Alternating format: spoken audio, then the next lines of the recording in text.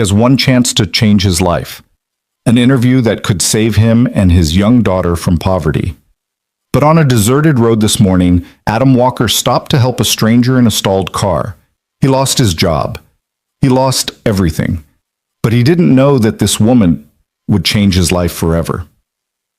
Follow the story to the end and comment with the city you're watching so I know how far this story goes. The alarm clock screamed at 5:47 a.m. Adam Walker's hand shot out from beneath the thin blanket, slamming down on the plastic device with more force than necessary. The sound died, but the silence that followed was somehow worse. He lay there for a moment, staring at the water-stained ceiling of his cramped one-bedroom apartment, listening to the radiator clank and wheeze like a dying animal. Today was the day. He repeated that thought in his head, trying to make it feel real. Today was the day everything could change. Today was the day he might finally climb out of the hole that had swallowed his life whole over the past 2 years. The interview was scheduled for 9 a.m. sharp at Henderson & Associates Engineering, one of the most respected structural engineering firms in the city. They had called him back. Out of 300 applicants, they had called him back. The recruiter's voice had been warm on the phone, almost encouraging. "We were very impressed with your portfolio, Mr. Walker. Your work on the Riverside Bridge project was particularly noteworthy." Adam closed his eyes and allowed himself, just for a moment, to imagine what it would feel like to have a real salary again. A real job. Health insurance. A savings account that wasn't perpetually empty. Maybe even a 2-bedroom apartment so Maddie could finally have her own room instead of sleeping in the corner of his, separated only by a curtain he'd hung from the ceiling. Maddie. The thought of his daughter pulled him upright. He swung his legs over the edge of the mattress, no bed frame, just a mattress on the floor, and rubbed his face with both hands. Through the thin wall, he could hear Mrs. Patterson's television already blaring some morning talk show. The woman was 73 and nearly deaf, but she was also the only neighbor who ever smiled at Maddie in the hallway, so Adam never complained. He stood, bones creaking, muscles aching from yesterday's 12-hour shift at the warehouse. At 34, he shouldn't feel this old. But poverty had a way of aging a man faster than time ever could. The bathroom was barely big enough to turn around in. Adam splashed cold water on his face. The hot water heater had been broken for 2 weeks, and the landlord kept forgetting to fix it, and stared at his reflection in the cracked mirror. Dark circles under his eyes, a jaw that needed shaving, hair that was starting to show threads of gray at the temples, even though he was still years away from 40.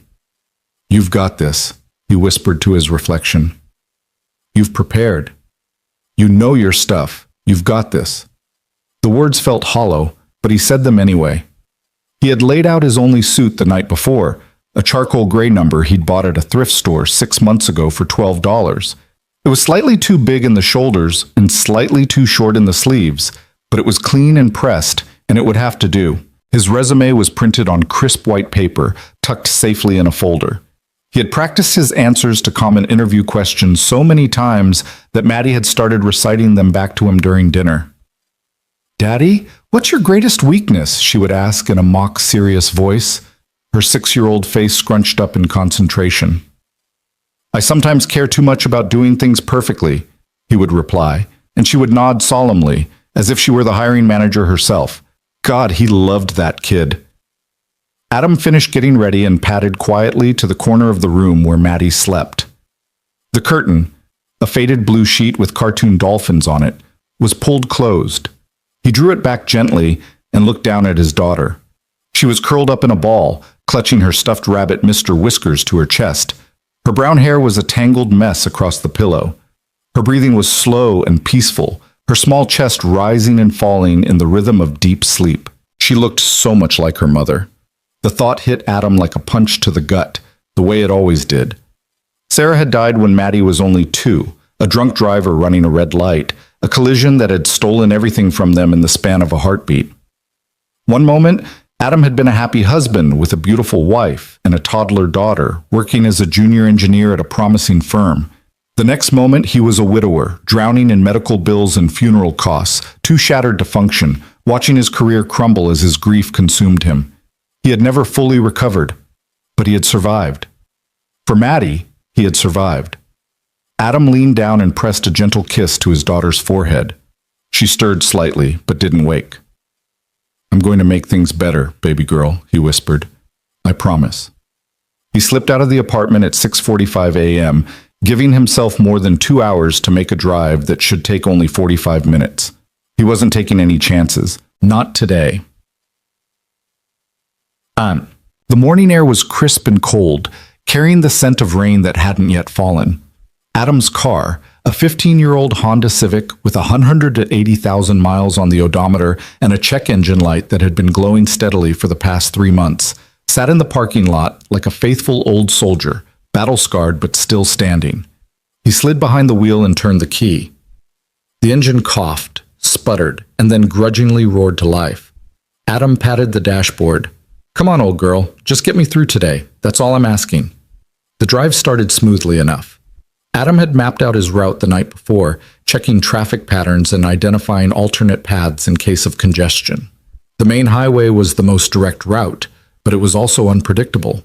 An accident at the wrong time could turn a 45-minute drive into a 2-hour nightmare. So Adam had a backup plan.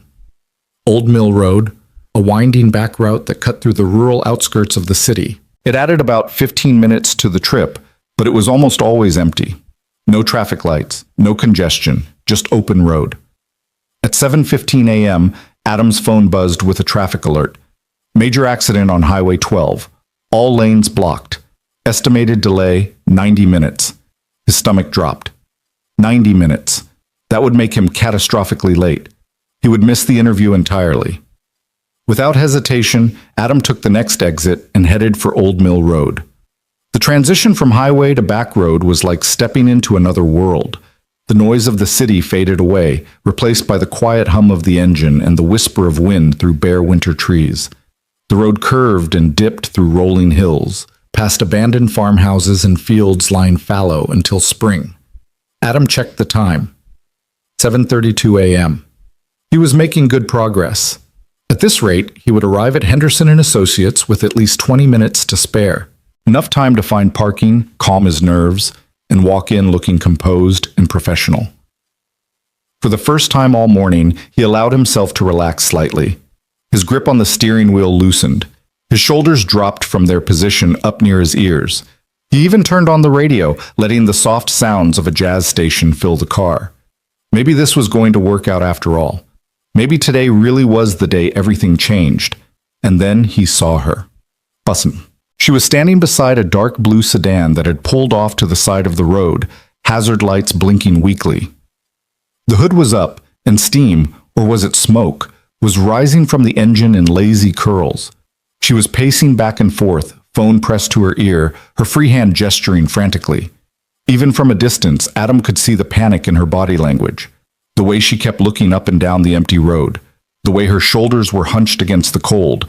She was wearing a blazer, professional attire, not nearly warm enough for a morning like this. He slowed the car as he approached, his mind racing through calculations. The time. The interview. The job that could save his family. It was 7:38 a.m. He had roughly 80 minutes until his interview. If he stopped, even for just a few minutes. "Keep driving," a voice in his head urged. "She's a grown woman. She has a phone. She can call for help. This is not your problem. You cannot afford to be late. Maddie is counting on you." Adam's foot hovered over the gas pedal. The woman looked up as his car approached. Their eyes met through the windshield. And in that moment, Adam saw something that made his heart constrict.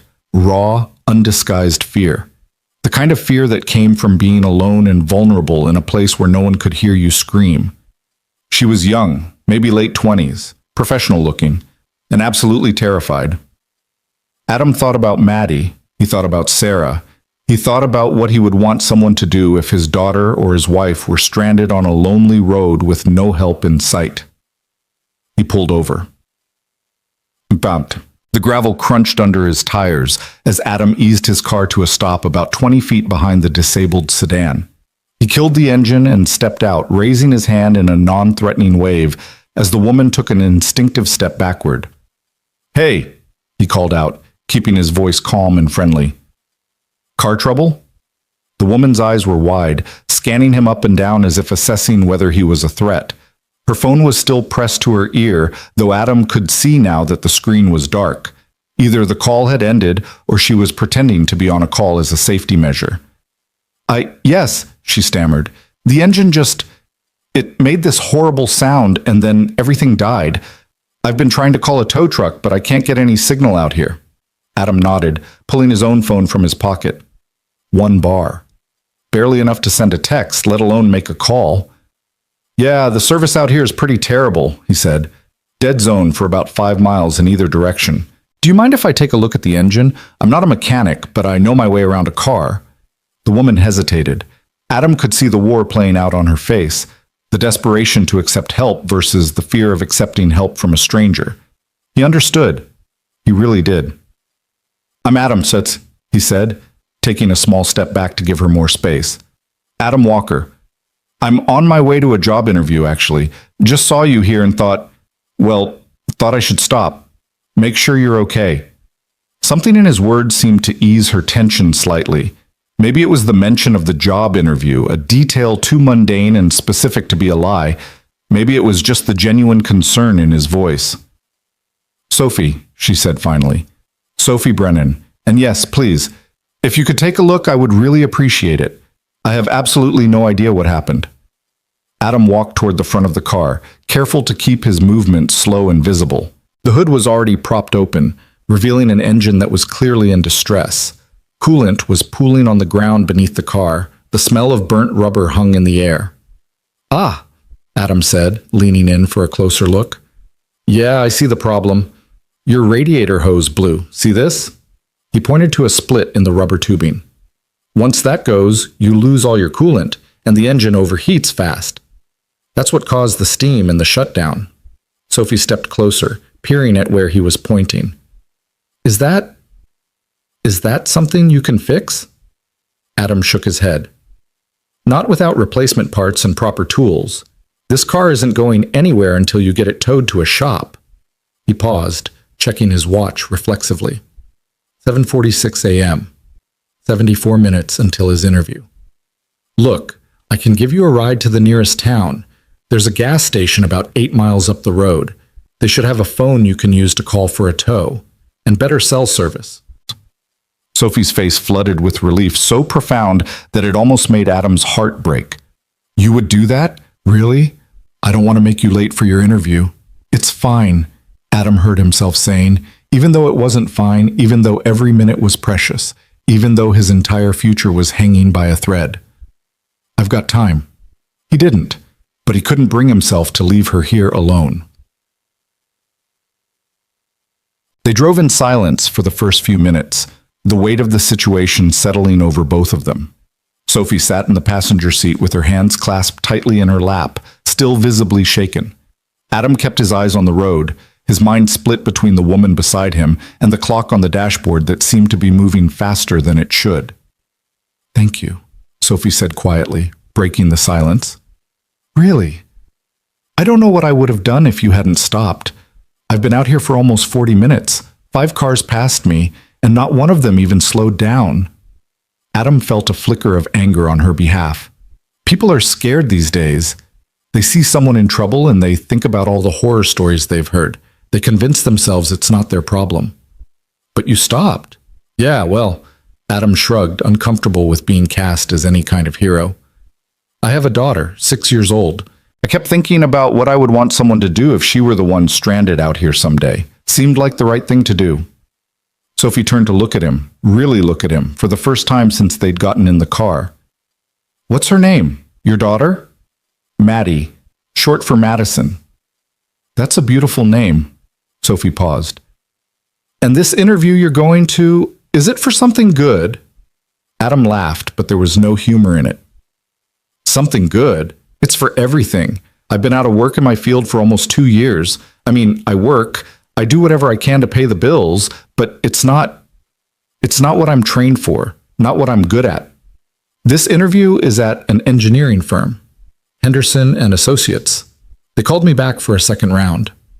That's amazing, Sophie said, genuine enthusiasm in her voice. They must have been really impressed with you. I don't know about that.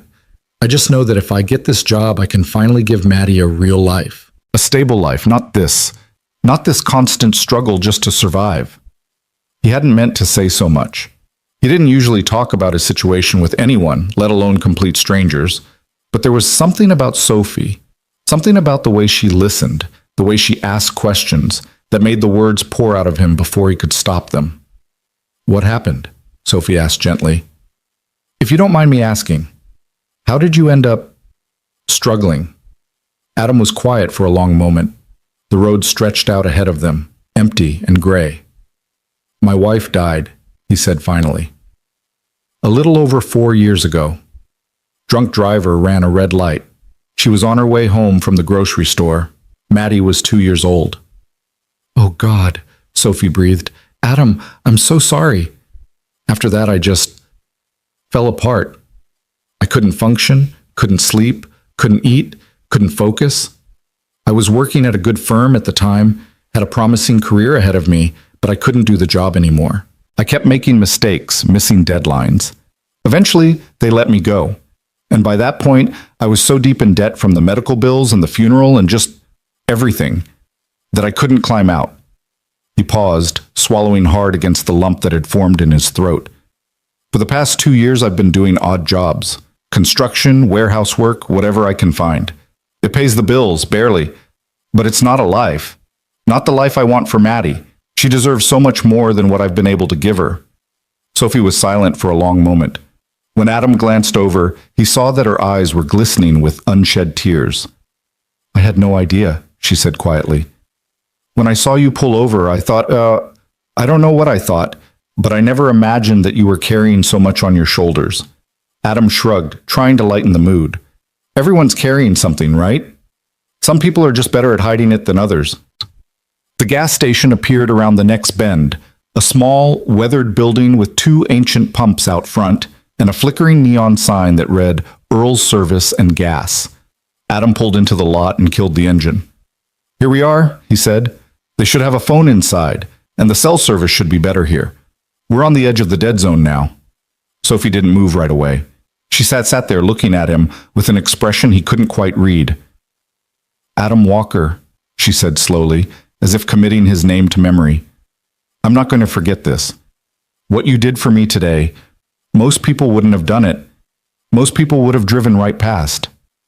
"You would have been fine eventually," Adam said, uncomfortable with her gratitude. "Someone would have stopped. Maybe. Or maybe I would have been stuck there for hours. Or worse." She shook her head. "You don't know what this means to me. You really don't." She reached out and touched his arm briefly, just a moment of contact, and then she was opening the door and stepping out into the cold morning air. "Good luck with your interview," she called back. "I have a feeling you're going to do great." Adam smiled, though his stomach was already knotting with anxiety as he looked at the clock. 8:14 a.m. 46 minutes. The gas station was at least 30 minutes from Henderson and Associates, maybe more. He would be cutting it close, dangerously close. "Thanks," he said. "I hope I see you again someday, under better circumstances." Sophie smiled back, a warm, genuine smile that lit up her entire face. "Something tells me you will."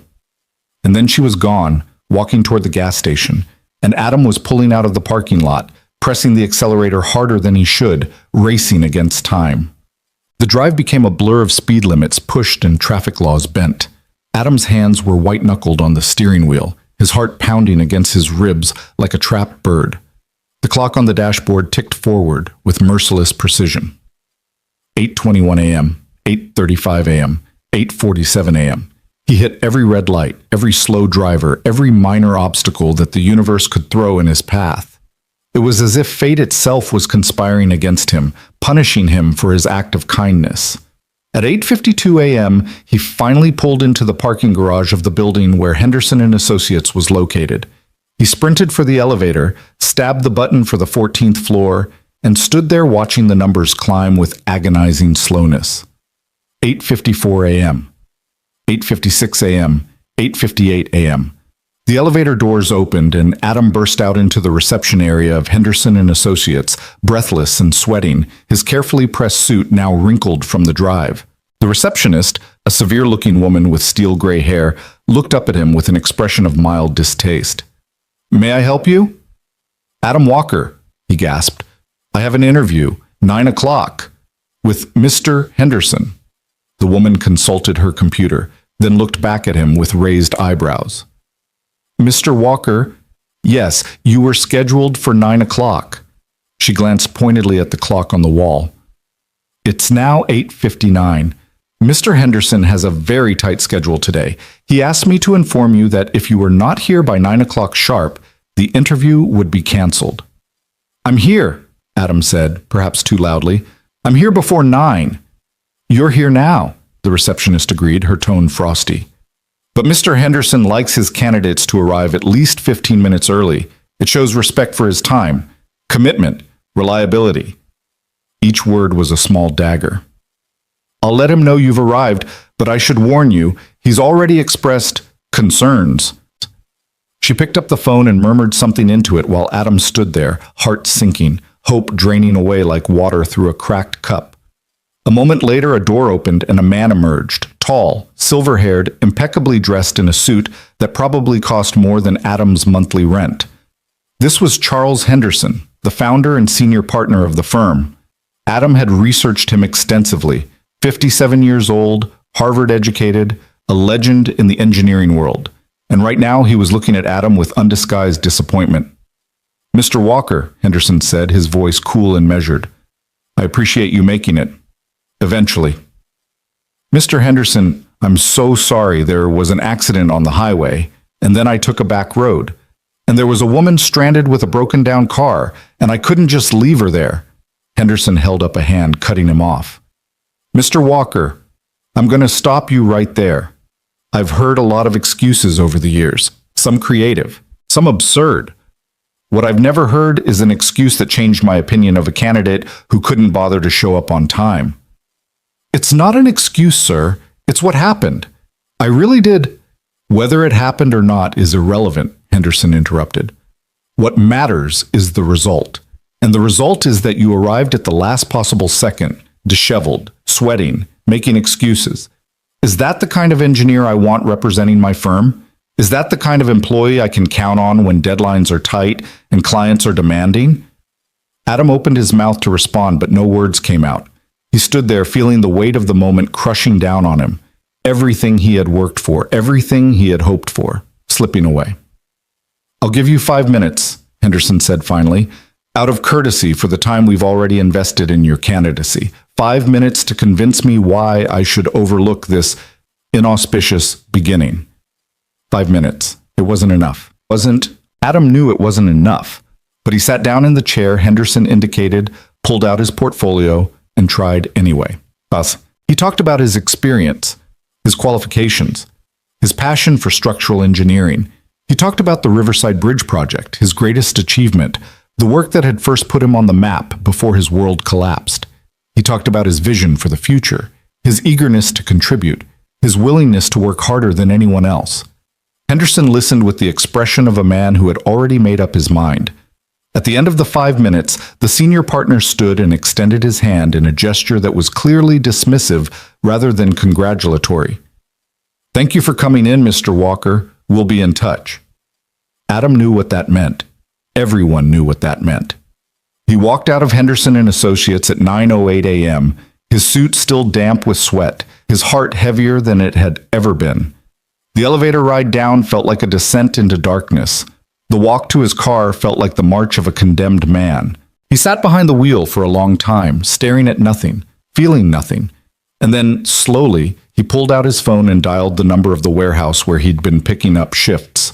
"Hey, Carl, it's Adam. Yeah, the interview didn't work out. Any chance you've got something for me tomorrow?"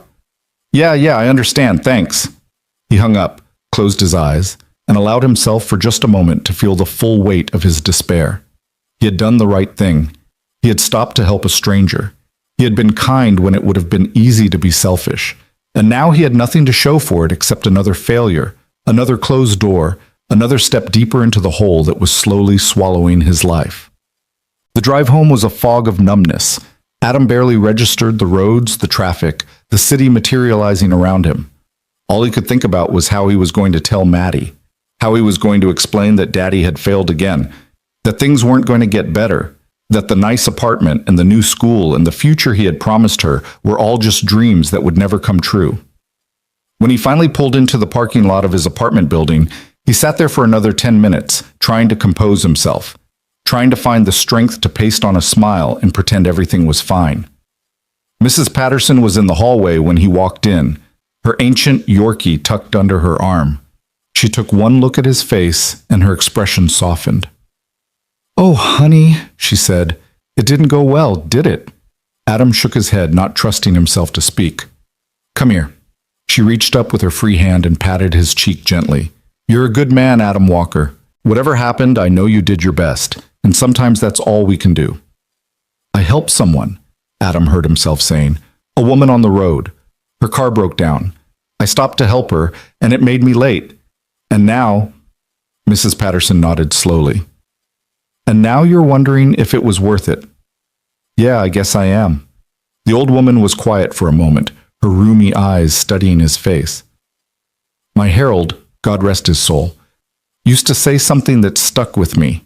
He used to say, 'Martha, the measure of a person isn't what they do when it's easy. It's what they do when it costs them something.' You helped that woman when it cost you something, Adam. That means something. Maybe not today, maybe not tomorrow, but it means something." Adam tried to smile, though it felt more like a grimace. "Thanks, Mrs. Patterson. I hope you're right." "I'm 73 years old, young man. I'm always right." Despite everything, Adam felt a small, genuine laugh escape his lips. "I'll keep that in mind." Inside the apartment, Maddie was waiting with Adam's mother, who had been watching her for the morning. Gloria Walker was a formidable woman in her 60s, sharp-tongued and quick-tempered, but with a heart that loved fiercely beneath her gruff exterior. The moment Adam walked through the door, she knew. Mothers always knew.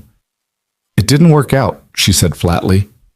"Mom, I told you to leave extra early. I told you not to take any chances. But did you listen? No, you never listen." "Daddy!" Maddie had spotted him and was running across the cramped living room, her arms outstretched. Adam scooped her up and held her tight, burying his face in her hair, breathing in the familiar scent of the strawberry shampoo she insisted on using. "Hey, baby girl, were you good for Grandma?" "I was the best," Maddie declared solemnly. "We made pancakes, but Grandma burned one." "I did not burn it," Gloria said defensively. "It was extra crispy." Adam set Maddie down and met his mother's eyes. The anger was still there, but beneath it he could see something else. Fear. Worry. The same feelings that churned in his own gut every single day. "What happened?" Gloria demanded. "There was an accident on the highway. I took a back road to avoid it, and then—" He hesitated, knowing how his mother would react. "And then I saw a woman stranded on the side of the road. Her car had broken down. I stopped to help her."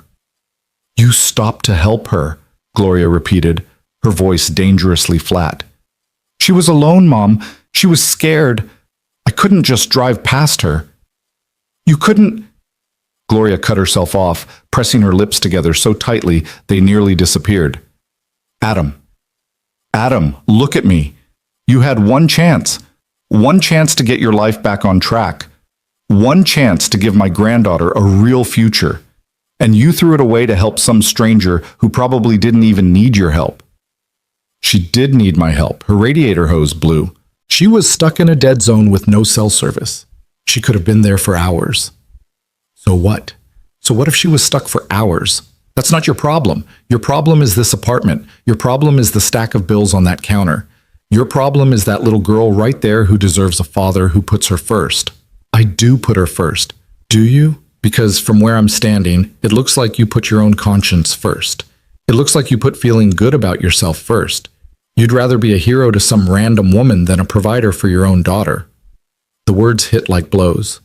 Adam felt himself reeling, felt the defensive anger rising in his chest. But beneath it, worse than the anger, was the terrible suspicion that his mother might be right. "That's not fair," he said quietly.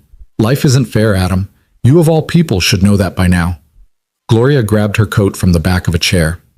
I have to go. I have a doctor's appointment at 11. I assume you'll be here to watch Maddie. Yeah, I'll be here. Gloria paused at the door, looking back at him. For a moment, the anger in her face flickered, replaced by something softer, something sadder. I love you, son. I do. But sometimes I think you care more about being good than you do about being practical. And in this world, practical is what keeps you alive. She left, closing the door behind her with a click that echoed in the silence. Adam stood there for a long moment, feeling hollow, feeling empty, feeling like everything he'd believed about himself was suddenly in question. And then a small hand slipped into his. Daddy? Maddie looked up at him with those big brown eyes, Sarah's eyes, and Adam felt his heart crack open all over again. Why is Grandma mad? He knelt down so he was at her level. Grandma's not mad, sweetheart. She's just worried. Grown-ups get worried sometimes about things, and when they're worried, they can sound angry even if they're not. Maddie considered this. Are you worried too, Daddy? God, yes, I'm terrified. I'm terrified that I'm failing you, that I'll never be able to give you the life you deserve, that I'll spend the rest of my days scraping by while you grow up in poverty, always knowing that your father wasn't good enough. A little bit, he said aloud, but that's okay. Being worried is part of being a grown-up. It's my job to worry so you don't have to. I don't like it when you worry, Maddie said seriously. Your face gets all scrunchy. Despite everything, Adam laughed. Scrunchy, huh? Yeah, like this. She demonstrated, scrunching up her face so dramatically that she looked like a cartoon character. Well, I'll try to make my face less scrunchy, just for you. Good, Maddie nodded, satisfied. Then she looked at him with sudden curiosity. Daddy, what happened today? You were supposed to go to a meeting. Adam hesitated. She was 6. She was too young to understand the full weight of what had happened, but she was also incredibly perceptive, and she would know if he lied. I did go to a meeting, he said carefully, but I was a little bit late because I stopped to help a lady whose car was broken, and the people at the meeting were not happy that I was late. Maddie's brow furrowed. But you were helping. That's a good thing. I know, baby, but sometimes doing a good thing doesn't make other people happy. Sometimes doing the right thing comes with a cost. What's a cost? It means that sometimes when you do something good, something not so good happens because of it. Like if you share your cookie with a friend, that's a good thing. But now you have less cookie for yourself. That's the cost. Maddie thought about this for a long moment. But you would still share the cookie, right? Because it's nice? Adam smiled, though his heart ached. Yeah, baby. I would still share the cookie. Me too, Maddie declared, even if I only get a little bit. Adam pulled her into a hug, holding her tightly against his chest. You're a good kid, Maddie. The best kid in the whole world. I know, she said matter-of-factly, and Adam laughed again, a real laugh this time, one that came from somewhere deep inside him. Maybe his mother was right. Maybe he was too focused on being good instead of being practical. Maybe in the real world, kindness was a luxury that people like him couldn't afford. But looking at his daughter, seeing the way she smiled, the way she believed in sharing cookies even when it meant having less, Adam couldn't bring himself to regret what he'd done. He had helped someone. He had done the right thing. And maybe, just maybe, that would have to be enough. That night, after Maddie was asleep, Adam sat at the tiny kitchen table with a cold cup of coffee and a stack of bills he couldn't pay. The numbers swam before his eyes, each one a reminder of his failure. Rent due in 2 weeks. Electricity bill past due. Medical bills from Maddie's last doctor visit still accumulating interest. He pulled out his phone and stared at the screen for a long time. Then, almost against his will, he opened his email and started drafting a message to the construction company where he'd been picking up warehouse shifts. Dear Carl, I hope this finds you well. I wanted to thank you again for the opportunity to work with your team over the past several months. As I mentioned on the phone earlier today, my interview at Henderson & Associates did not result in an offer.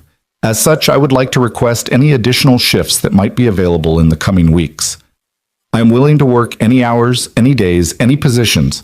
Anything you have, I'll take. Thank you for your consideration. Sincerely, Adam Walker. He pressed send before he could talk himself out of it. Then he closed the email app and opened his photos, scrolling back through the gallery until he found the picture he was looking for. It was from 4.5 years ago. Sarah was in the hospital bed, exhausted but radiant, newborn Maddie cradled in her arms. Adam was beside her, his arm around her shoulders, his face split with the biggest, most genuine smile he had ever smiled in his life. He had been so happy. They had been so happy. "I'm sorry," he whispered to the photograph. "I'm sorry I'm not doing better. I'm trying, Sarah. I promise I'm trying." The apartment was silent. The city hummed outside, indifferent to his pain. And somewhere across town, in a warm office building with floor-to-ceiling windows, Charles Henderson was probably interviewing Adam's replacement, someone who had shown up on time, someone who hadn't been foolish enough to stop for a stranger on the side of the road. Adam set the phone down and dropped his head into his hands. Tomorrow, he would wake up early.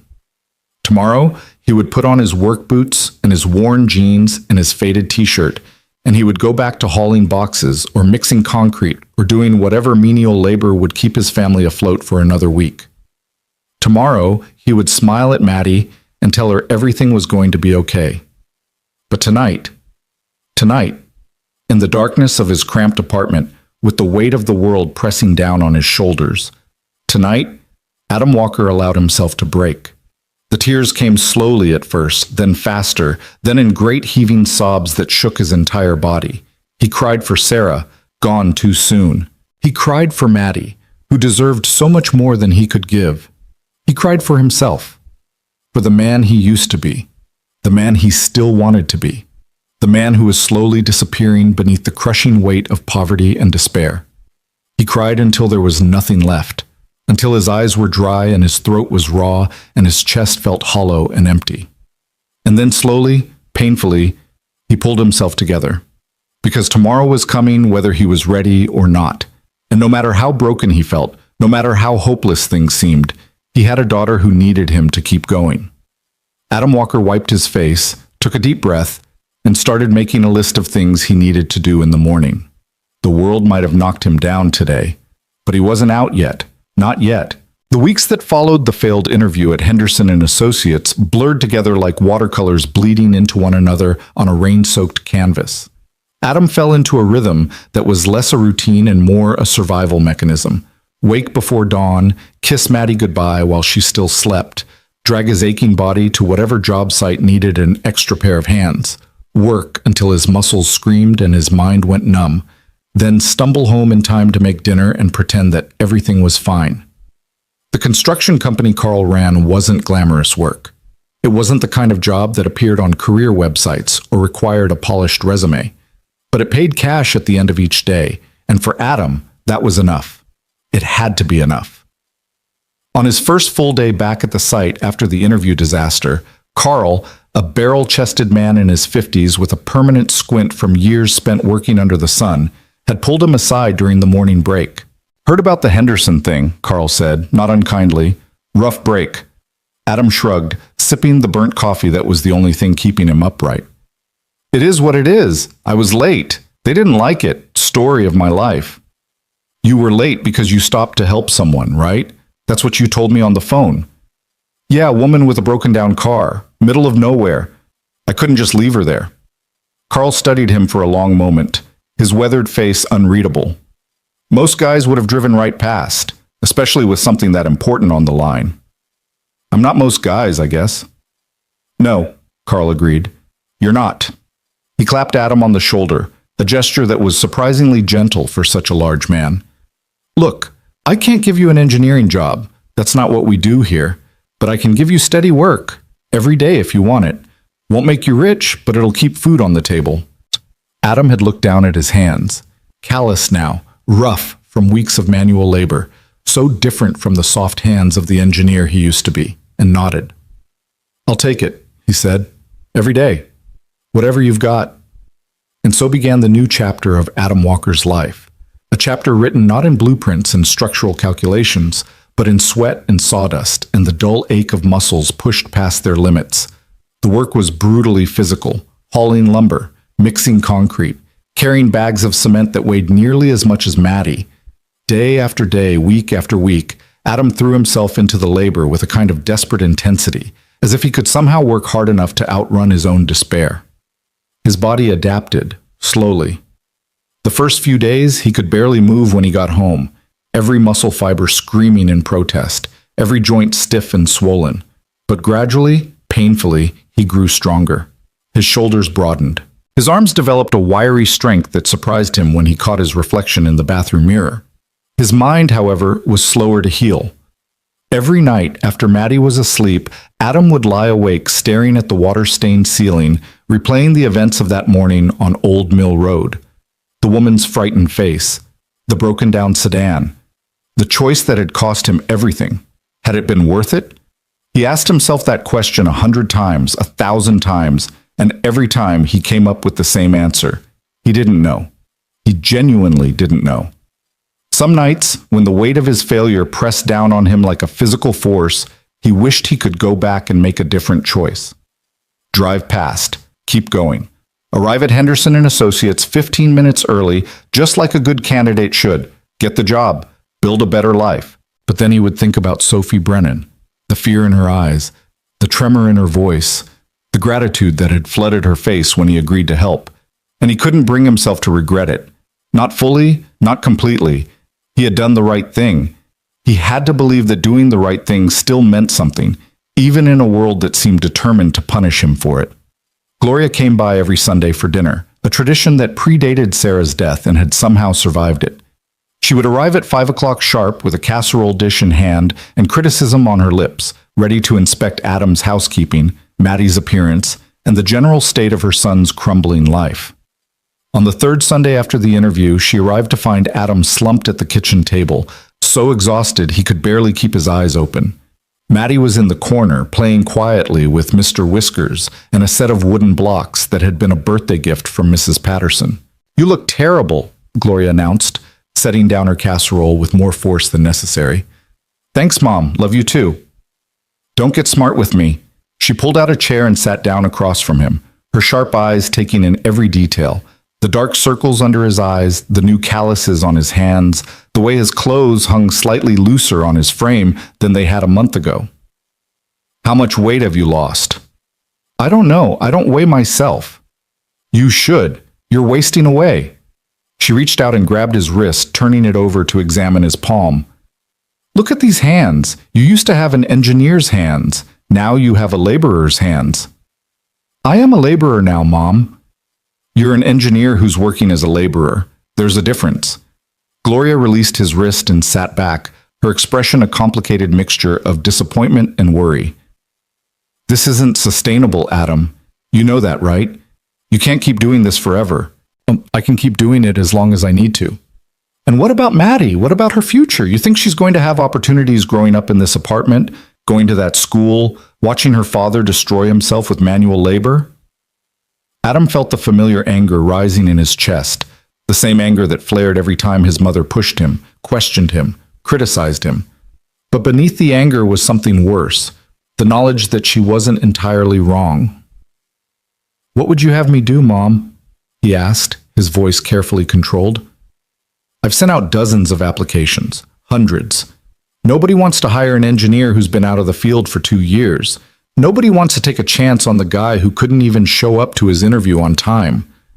"Then you need to try harder, network more, reach out to old colleagues. There must be someone who—" "I've done all of that. I've done everything. I've called everyone I used to work with. Most of them don't even return my calls anymore. The ones who do give me the same answer every time. Sorry, Adam, we don't have anything right now. Good luck."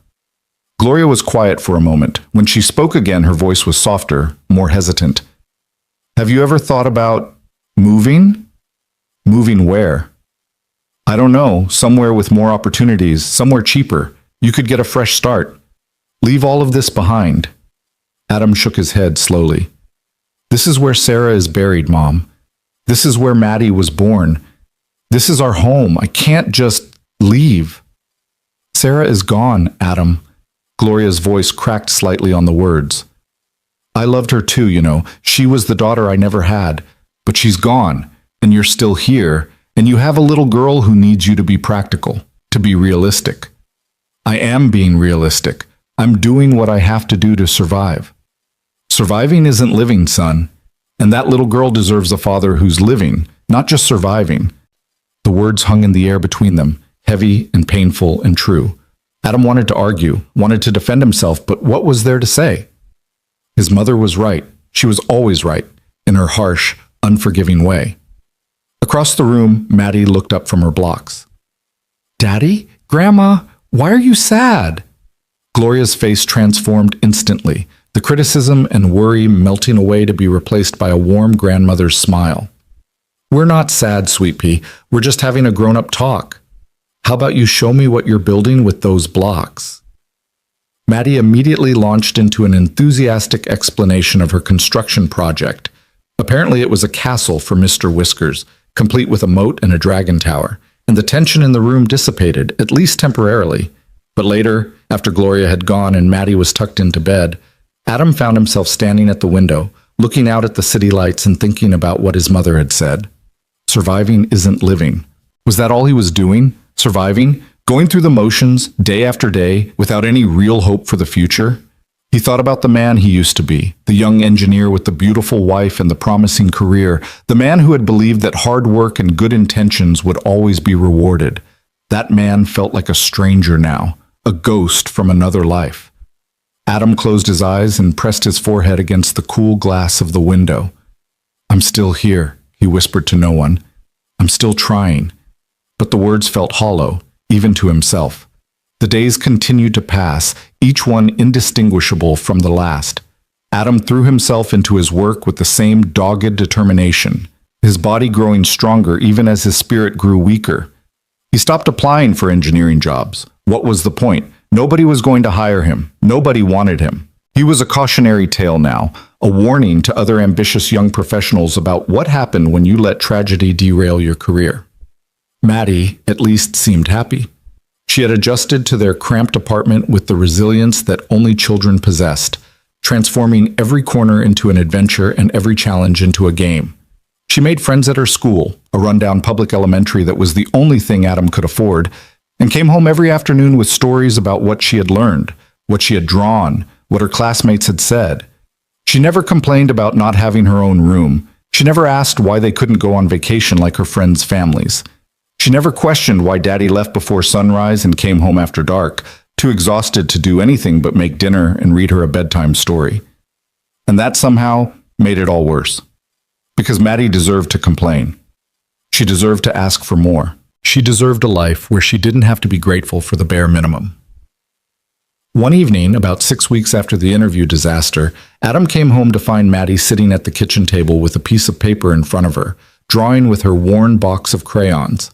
She looked up when he walked in, her face lighting up the way it always did. "Daddy, look what I made!" Adam set down his lunchbox, empty except for the thermos of cold coffee he hadn't finished, and walked over to examine her artwork. It was a drawing of 3 figures standing in front of a house, 2 tall figures and 1 small figure, all holding hands. "That's beautiful, baby. Who are these people?" "That's you, and that's me, and that's Mommy." Maddie pointed to each figure in turn. "And that's our house, the one we're going to live in someday." Adam's heart clenched painfully. "The one we're going to live in someday?" "Yeah. You said we're going to get a bigger apartment one day, right? But I don't want an apartment. I want a house. With a backyard. And a dog. Can we get a dog, Daddy?" Maybe someday, baby." Maddie nodded, satisfied with this answer. "I'm going to hang this on the wall so we remember, so we know what we're wishing for." She jumped down from her chair and ran to the corner where her bed was, carefully taping the drawing to the wall above her pillow. Adam watched her, a lump forming in his throat that he couldn't swallow past. A house, a backyard, a dog. Such simple dreams, such ordinary everyday wishes that millions of children took for granted, and he couldn't give her any of them. That night, after Maddie was asleep, Adam pulled out his laptop, an ancient, battered machine that took 5 minutes to boot up, and started searching for engineering jobs again. It was probably futile. It was almost certainly a waste of time. But he had to try. For Maddie. For the house, and the backyard, and the dog she dreamed of. He sent out 7 applications before exhaustion finally claimed him. 7 more shots in the dark, 7 more hopes that would almost certainly be dashed. But he sent them anyway, because surviving wasn't living, and his daughter deserved a father who was living, not just surviving. The construction site where Adam worked most frequently was a massive commercial project in the downtown core, a gleaming skyscraper that was rising from the ground floor by floor, week by week. It was the kind of building Adam used to design, back when he was an engineer. Now he was just another pair of hands helping to build it. The irony wasn't lost on him. Most of the other workers were decent guys, rough around the edges, sure, but honest and hardworking. They didn't ask too many questions about Adam's background, which suited him fine. The last thing he wanted was to explain how a structural engineer with a master's degree had ended up hauling drywall for $12 an hour. But there was one worker, a young guy named Derek, maybe 25, with a cocky attitude and a chip on his shoulder, who seemed determined to make Adam's life difficult. "Hey, college boy," Derek called out one morning as Adam was loading sheets of plywood onto a cart. "You miss your desk yet? Miss your fancy computer and your air conditioning?" Adam didn't respond, just kept working. He had learned early on that engaging with Derek only made things worse. "I'm talking to you, college boy. What's the matter? Too good to answer me?" "I'm not too good for anything, Derek. I'm just trying to do my job." "Your job?" Derek laughed, a harsh, mocking sound. "You know what your problem is? You think you're better than the rest of us.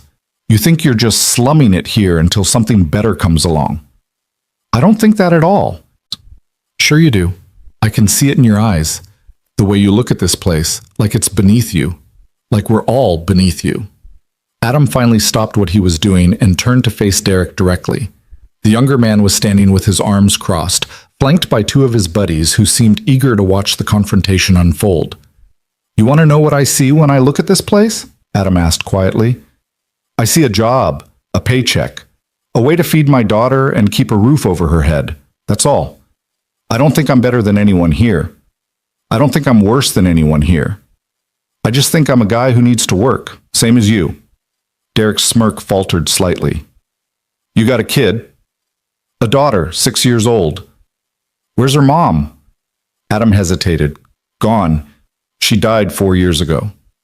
The silence that followed was uncomfortable. Derek's buddies shifted awkwardly, suddenly fascinated by their own boots.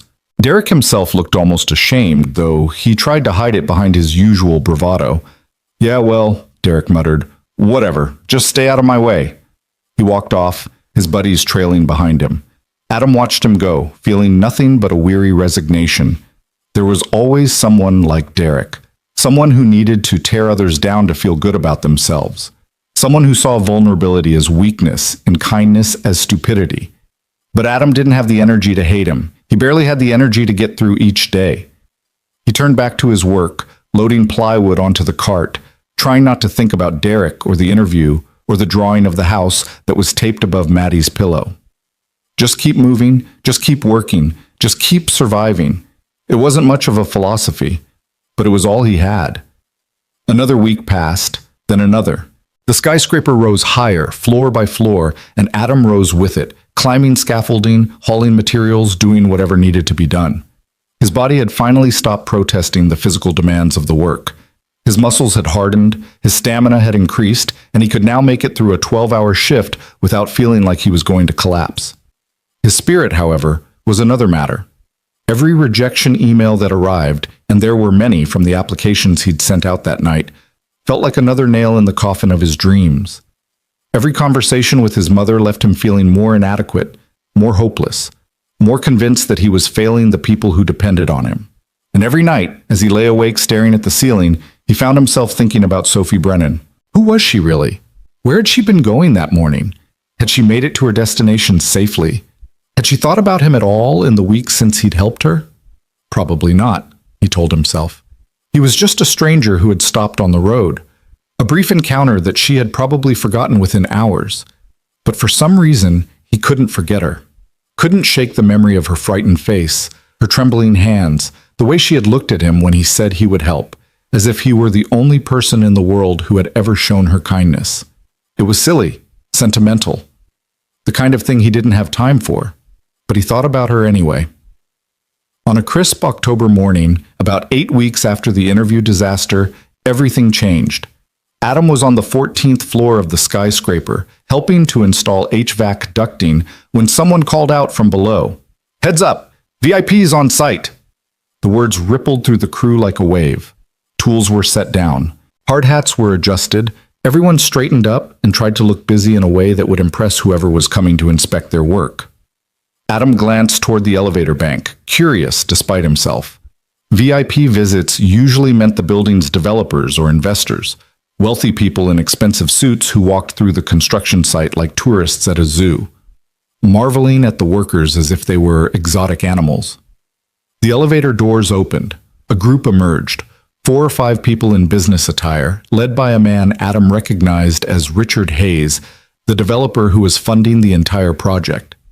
Hayes was a blustering, red-faced man in his 60s, known for his demanding standards and his habit of firing contractors on the spot if he didn't like what he saw. But Adam barely noticed Hayes, because behind him, walking with the quiet confidence of someone who knew exactly where they belonged, was a woman Adam would have recognized anywhere. Sophie Brennan. She was dressed differently than she had been on the road that morning, no longer the disheveled, frightened traveler in a wrinkled blazer, but a polished professional in a tailored navy suit, her dark hair pulled back in an elegant twist. She moved with the easy authority of someone accustomed to being in charge, her head held high, her expression composed and intelligent. Adam stared, unable to look away. What was she doing here? Who was she? And then Richard Hayes turned to her and said, loud enough for everyone on the floor to hear, "Ms. Brennan, as you can see, we're making excellent progress. Your investment in this project has been invaluable."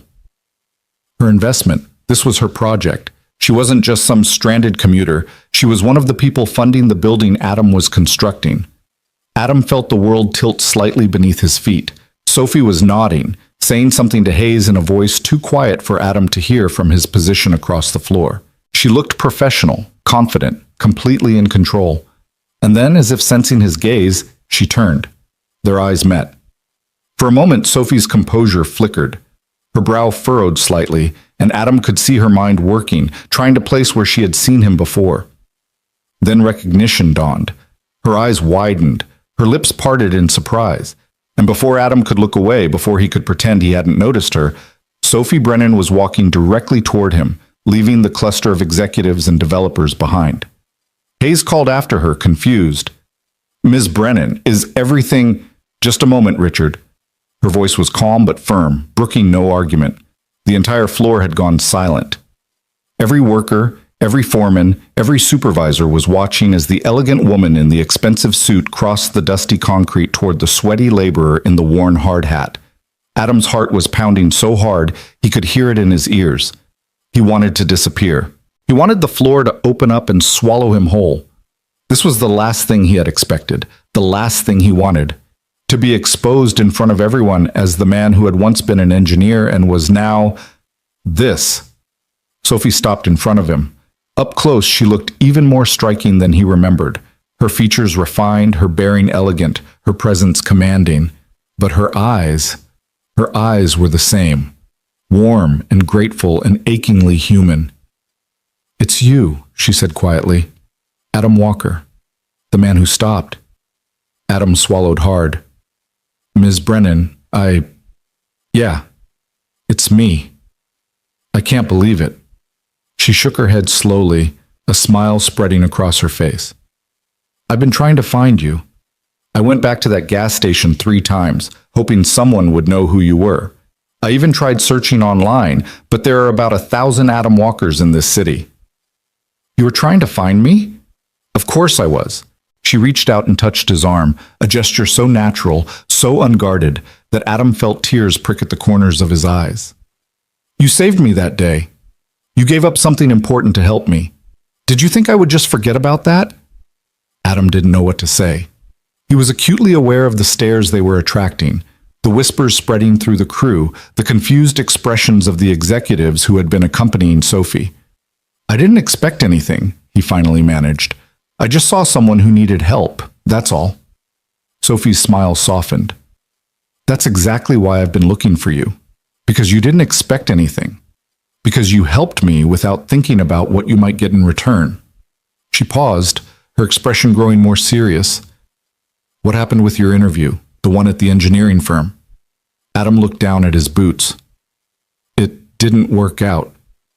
Because you were late? Because I was late. Sophie was quiet for a long moment. When Adam finally gathered the courage to look up, he saw something in her eyes that he couldn't quite identify. Determination, maybe. Or perhaps something closer to resolve.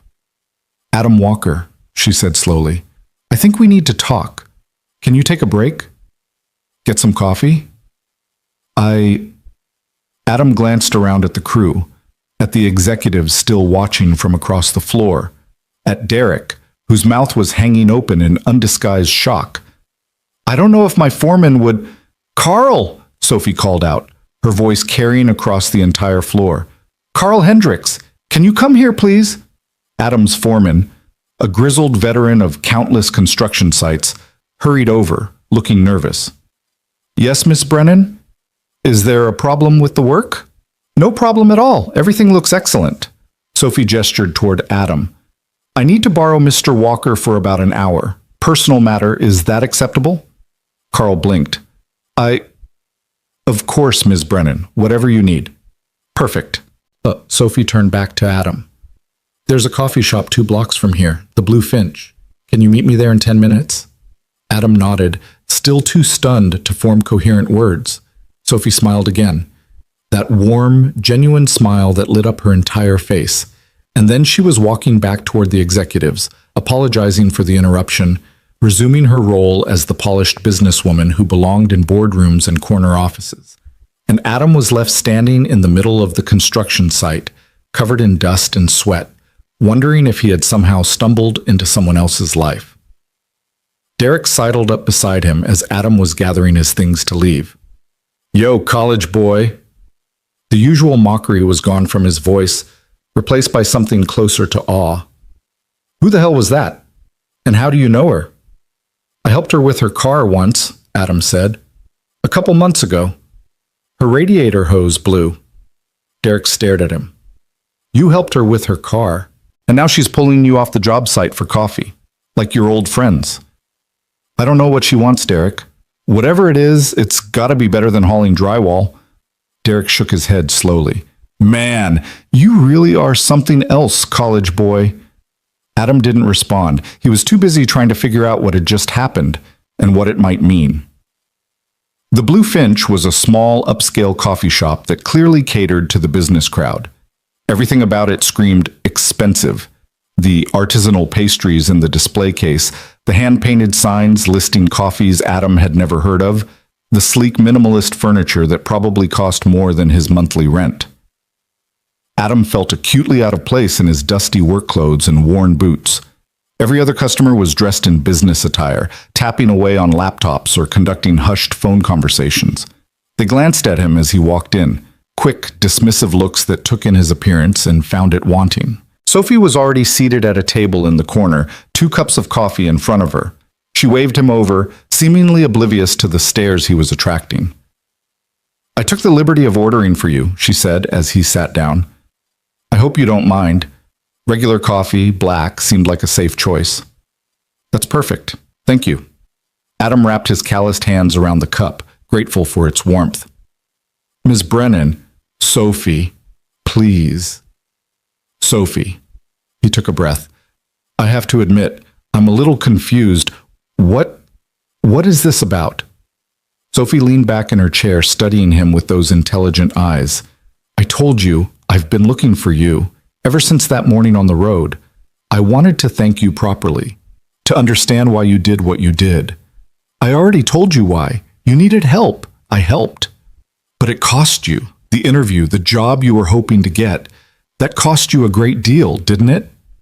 Adam was silent for a moment.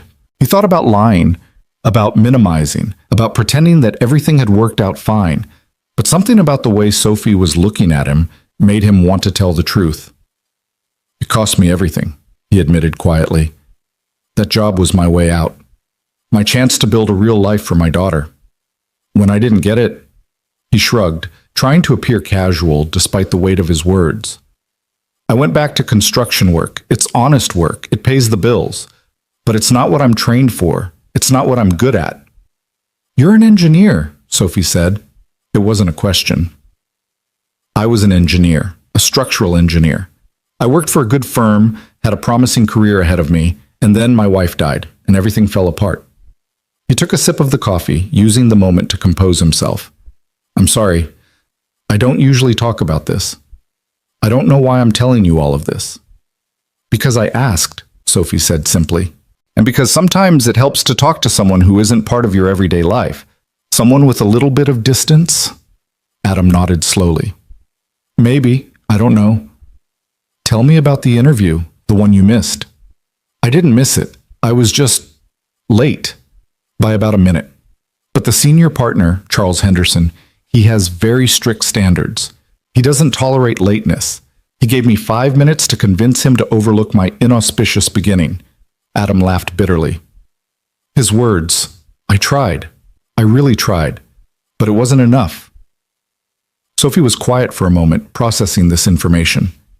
Henderson and Associates. I know that firm. They do excellent work. They're one of the best in the city. Landing a job there would have been... Adam trailed off, unable to finish the sentence. Transformative, Sophie supplied. Yeah, transformative. More silence. Sophie sipped her coffee, her brow furrowed in thought.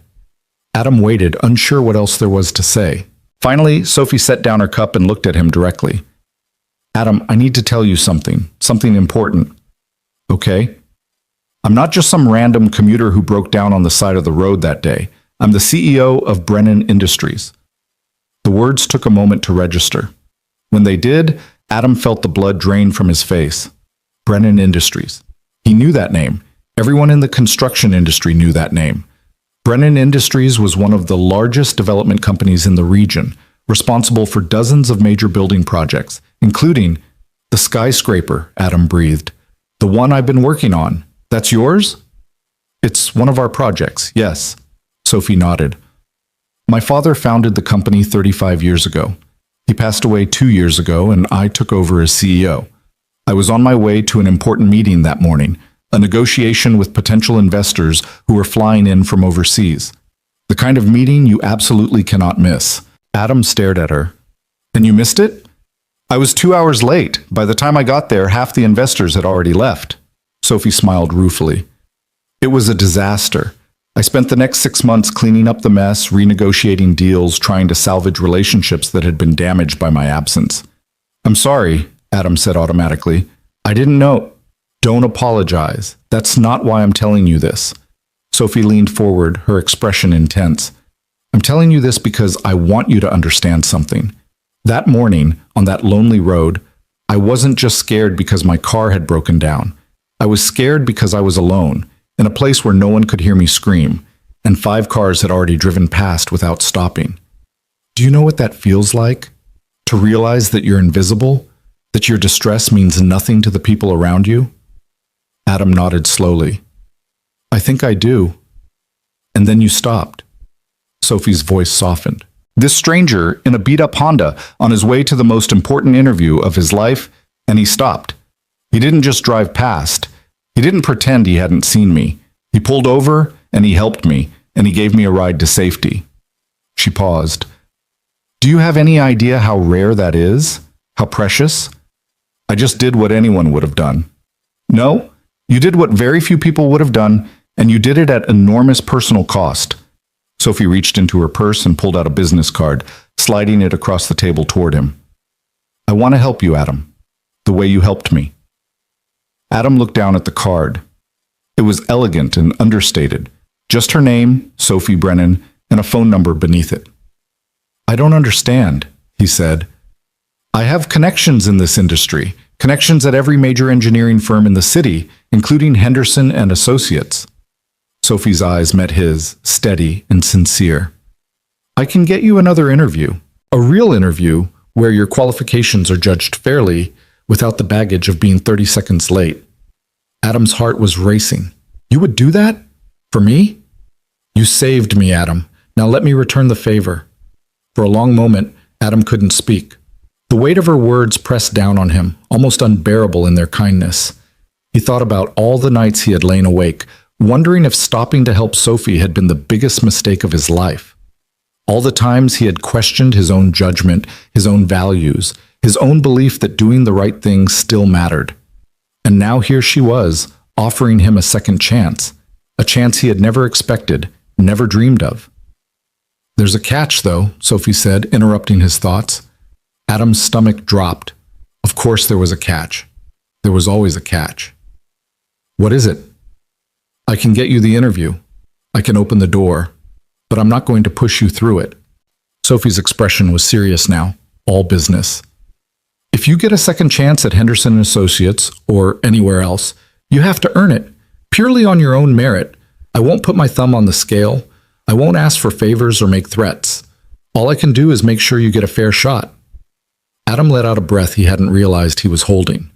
"That's not a catch. That's exactly what I want." "Good," Sophie smiled. "Then we have a deal." She extended her hand across the table. Adam took it, feeling the firmness of her grip, the warmth of her palm against his calloused fingers. "Thank you," he said, his voice rough with emotion. "You have no idea what this means to me." "I think I do," Sophie replied. "I think I know exactly what it means." She held his hand for a moment longer than necessary, her eyes locked on his. And in that moment, Adam felt something he hadn't felt in a very long time, something he had almost forgotten existed. Hope. Real, genuine, terrifying hope. The hope that maybe, just maybe, his story wasn't over yet. That maybe the choice he had made on that lonely road hadn't been a mistake after all. That maybe kindness still mattered, even in a world that seemed determined to prove otherwise. When Adam returned to the construction site, Carl was waiting for him with a peculiar expression on his face, something between curiosity and concern. "Everything okay, Walker?" Yeah, everything's fine." Adam picked up his hard hat and prepared to get back to work. "Just an old acquaintance. Wanted to catch up." Carl studied him for a moment. "She seemed like more than an old acquaintance, the way she looked at you." "It's a long story." "I bet it is." Carl clapped him on the shoulder. "Whatever it is, I hope it works out for you. You're a good worker, Adam, better than most. But I've always thought you were meant for something bigger than hauling drywall." Adam didn't know what to say to that, so he just nodded and got back to work. But for the rest of the day, his mind was elsewhere, replaying the conversation with Sophie, turning over her offer like a precious stone, trying to convince himself that it was real. That night, after Maddie was asleep, Adam sat at the kitchen table with Sophie's business card in front of him. He stared at it for a long time, the white cardstock bright against the scratched wood surface. Then he picked up his phone and started preparing. If he was going to get another shot at Henderson & Associates, he was going to be ready. He was going to be more than ready. He was going to be the candidate they couldn't refuse. The news spread through the construction site like wildfire. By the time Adam returned to work the next morning, everyone knew. Every foreman, every laborer, every supervisor had heard some version of the story. The mysterious woman in the expensive suit who had walked onto the 14th floor and plucked Adam Walker from obscurity like he was somebody important. The rumors were wild, ranging from the plausible to the absurd. Some said she was a long-lost relative. Others speculated that Adam had saved her life in some dramatic fashion. A few whispered that she must be his secret girlfriend, a wealthy benefactress who was about to whisk him away to a better life. Derek, predictably, was the most vocal about the whole thing. "Yo, college boy!" he called out as Adam climbed off the elevator, hard hat already in place. "Word on the street is you've got yourself a sugar mama. That true? She gonna buy you a penthouse or what?" Adam ignored him, heading toward the section of the floor where he had been assigned for the day. But Derek was persistent, falling into step beside him with a grin that was half mocking, half genuinely curious. "Come on, man. You got to give us something. Who is she? How do you know her?" "I told you already," Adam said evenly. "I helped her with her car once. That's it." "That's it? She pulled you off the job site for an hour. The CEO of Brennan Industries doesn't just pull random construction workers off job sites for an hour because they helped her with her car." Adam stopped walking and turned to face Derek directly. "Listen, I don't know what you want me to say. I don't know what she wants. I don't know why she singled me out yesterday. All I know is that I did her a favor a couple months ago, and she seems to think she owes me one in return." Derek studied him for a long moment, his usual bravado fading into something more thoughtful. "You really don't know, do you? You really have no idea what's about to happen to your life." "What do you mean?" "I mean, Sophie Brennan isn't just some random rich lady college boy. She's one of the most powerful people in this city. Her company is worth hundreds of millions of dollars. If she decides she wants to help you—" Derek shook his head slowly. "Let's just say your drywall hauling days are probably numbered." Adam didn't respond. He didn't know how to respond. The whole situation still felt surreal, like something out of a dream, or maybe a fairy tale. The kind of story where the noble peasant helps the disguised princess and gets rewarded with half the kingdom. But this wasn't a fairy tale. This was real life. And in real life, things rarely worked out the way they did in stories. He got back to work, trying to push thoughts of Sophie Brennan and second chances out of his mind. There was drywall to haul, ducts to install, a paycheck to earn. Whatever Sophie was planning, whatever opportunities she might be arranging, he couldn't afford to stop working until it actually materialized. Hope was nice, but hope didn't pay the rent. The call came 3 days later. Adam was sitting at the kitchen table, eating a dinner of leftover spaghetti while Maddie worked on her homework across from him, when his phone buzzed. He glanced at the screen, expecting it to be Carl with information about tomorrow's shift. Instead, he saw an unfamiliar number with a local area code. "Hello? Mr. Walker. Adam Walker." "Yes, this is Adam. My name is Patricia Hendricks. I'm the executive assistant to Charles Henderson at Henderson and Associates. I'm calling to inform you that we would like to invite you back for a second interview." Adam nearly dropped the phone. "I'm sorry, could you repeat that?" "Certainly. Henderson and Associates would like to invite you back for a second interview. Mr. Henderson has reviewed your portfolio again and believes you deserve another opportunity to demonstrate your qualifications." There was a pause. "Are you available next Tuesday at 10 a.m.? Adam's mind was racing. He had been rejected, definitively, unambiguously rejected. Charles Henderson had made it abundantly clear that Adam's late arrival had disqualified him from consideration, and now, suddenly, out of nowhere. Sophie. This had to be Sophie's doing. "Mr. Walker, are you still there?" Yes, I'm here. Tuesday at 10 a.m. I'll be there." "Excellent. Please arrive at least 15 minutes early. Mr. Henderson values punctuality highly." "I understand. I'll be there at 9:30. "Perfect. We look forward to seeing you, Mr. Walker." The call ended. Adam sat there, staring at his phone, feeling as if the world had suddenly tilted on its axis. "Daddy?" Maddie was looking at him with concern.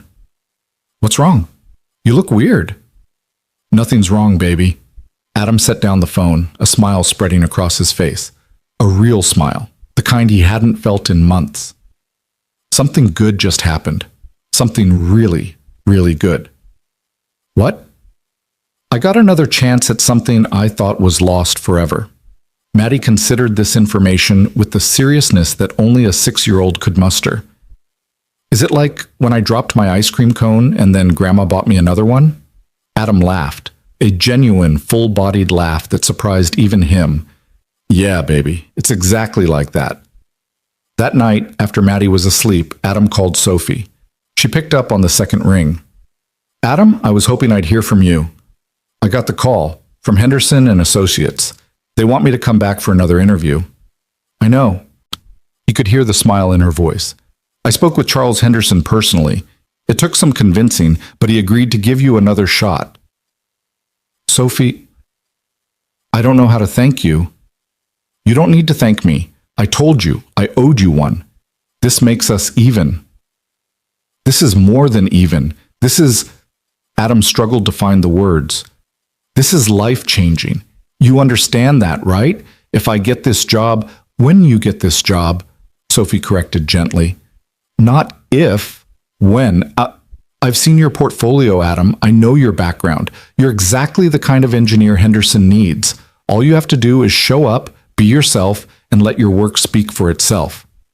"But what if I mess it up?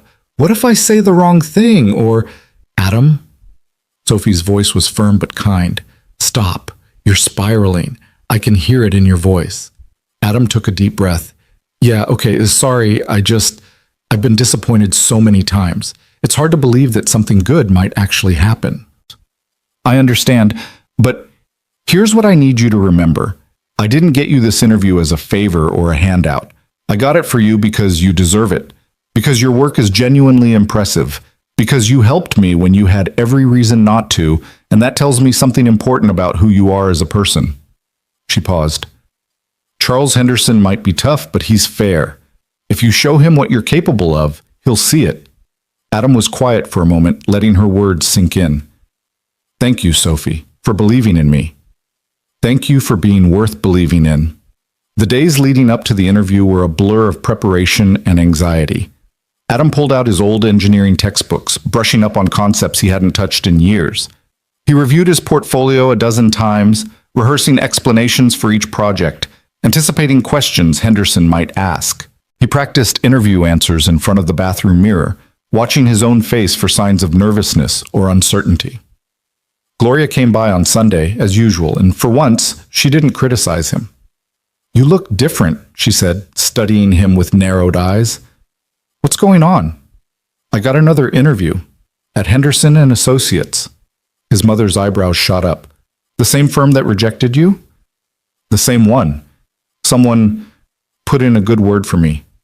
I'm going back on Tuesday. Gloria was silent for a long moment. When she spoke again, her voice was softer than he'd heard it in months. This is your chance, Adam. Your real chance. Don't mess it up this time. I won't, Mom. I mean it. No stopping for strangers on the side of the road. No helping lost puppies or rescuing kittens from trees. Get there early, do the interview, come home with the job. Do you understand? Adam almost smiled at the irony. The fact that stopping for a stranger was exactly what had led to this second opportunity, but he kept his face serious. I understand. I'll be there an hour early if I have to. Gloria nodded, satisfied. Then, unexpectedly, she reached out and squeezed his hand. I'm proud of you, son. I don't say that often enough, but I am. You've been through hell these past few years, and you've never stopped fighting. That takes strength. Adam felt his throat tighten. Thanks, Mom. Now go prepare, and for God's sake, get a haircut before Tuesday. Tuesday morning arrived with the pale, hesitant light of early autumn. Adam was awake before his alarm, lying in bed and staring at the ceiling, running through interview scenarios in his head. He had laid out his suit the night before, the same charcoal gray thrift store find, now freshly dry cleaned and pressed. His resume was in a leather folder he'd borrowed from Carl. His portfolio was organized and pristine. He got up, showered, shaved, and dressed with meticulous care. When he looked in the mirror, he saw someone who almost resembled the engineer he used to be. A little older, a little more weathered, but still recognizable, still capable. Maddie was still asleep when he left.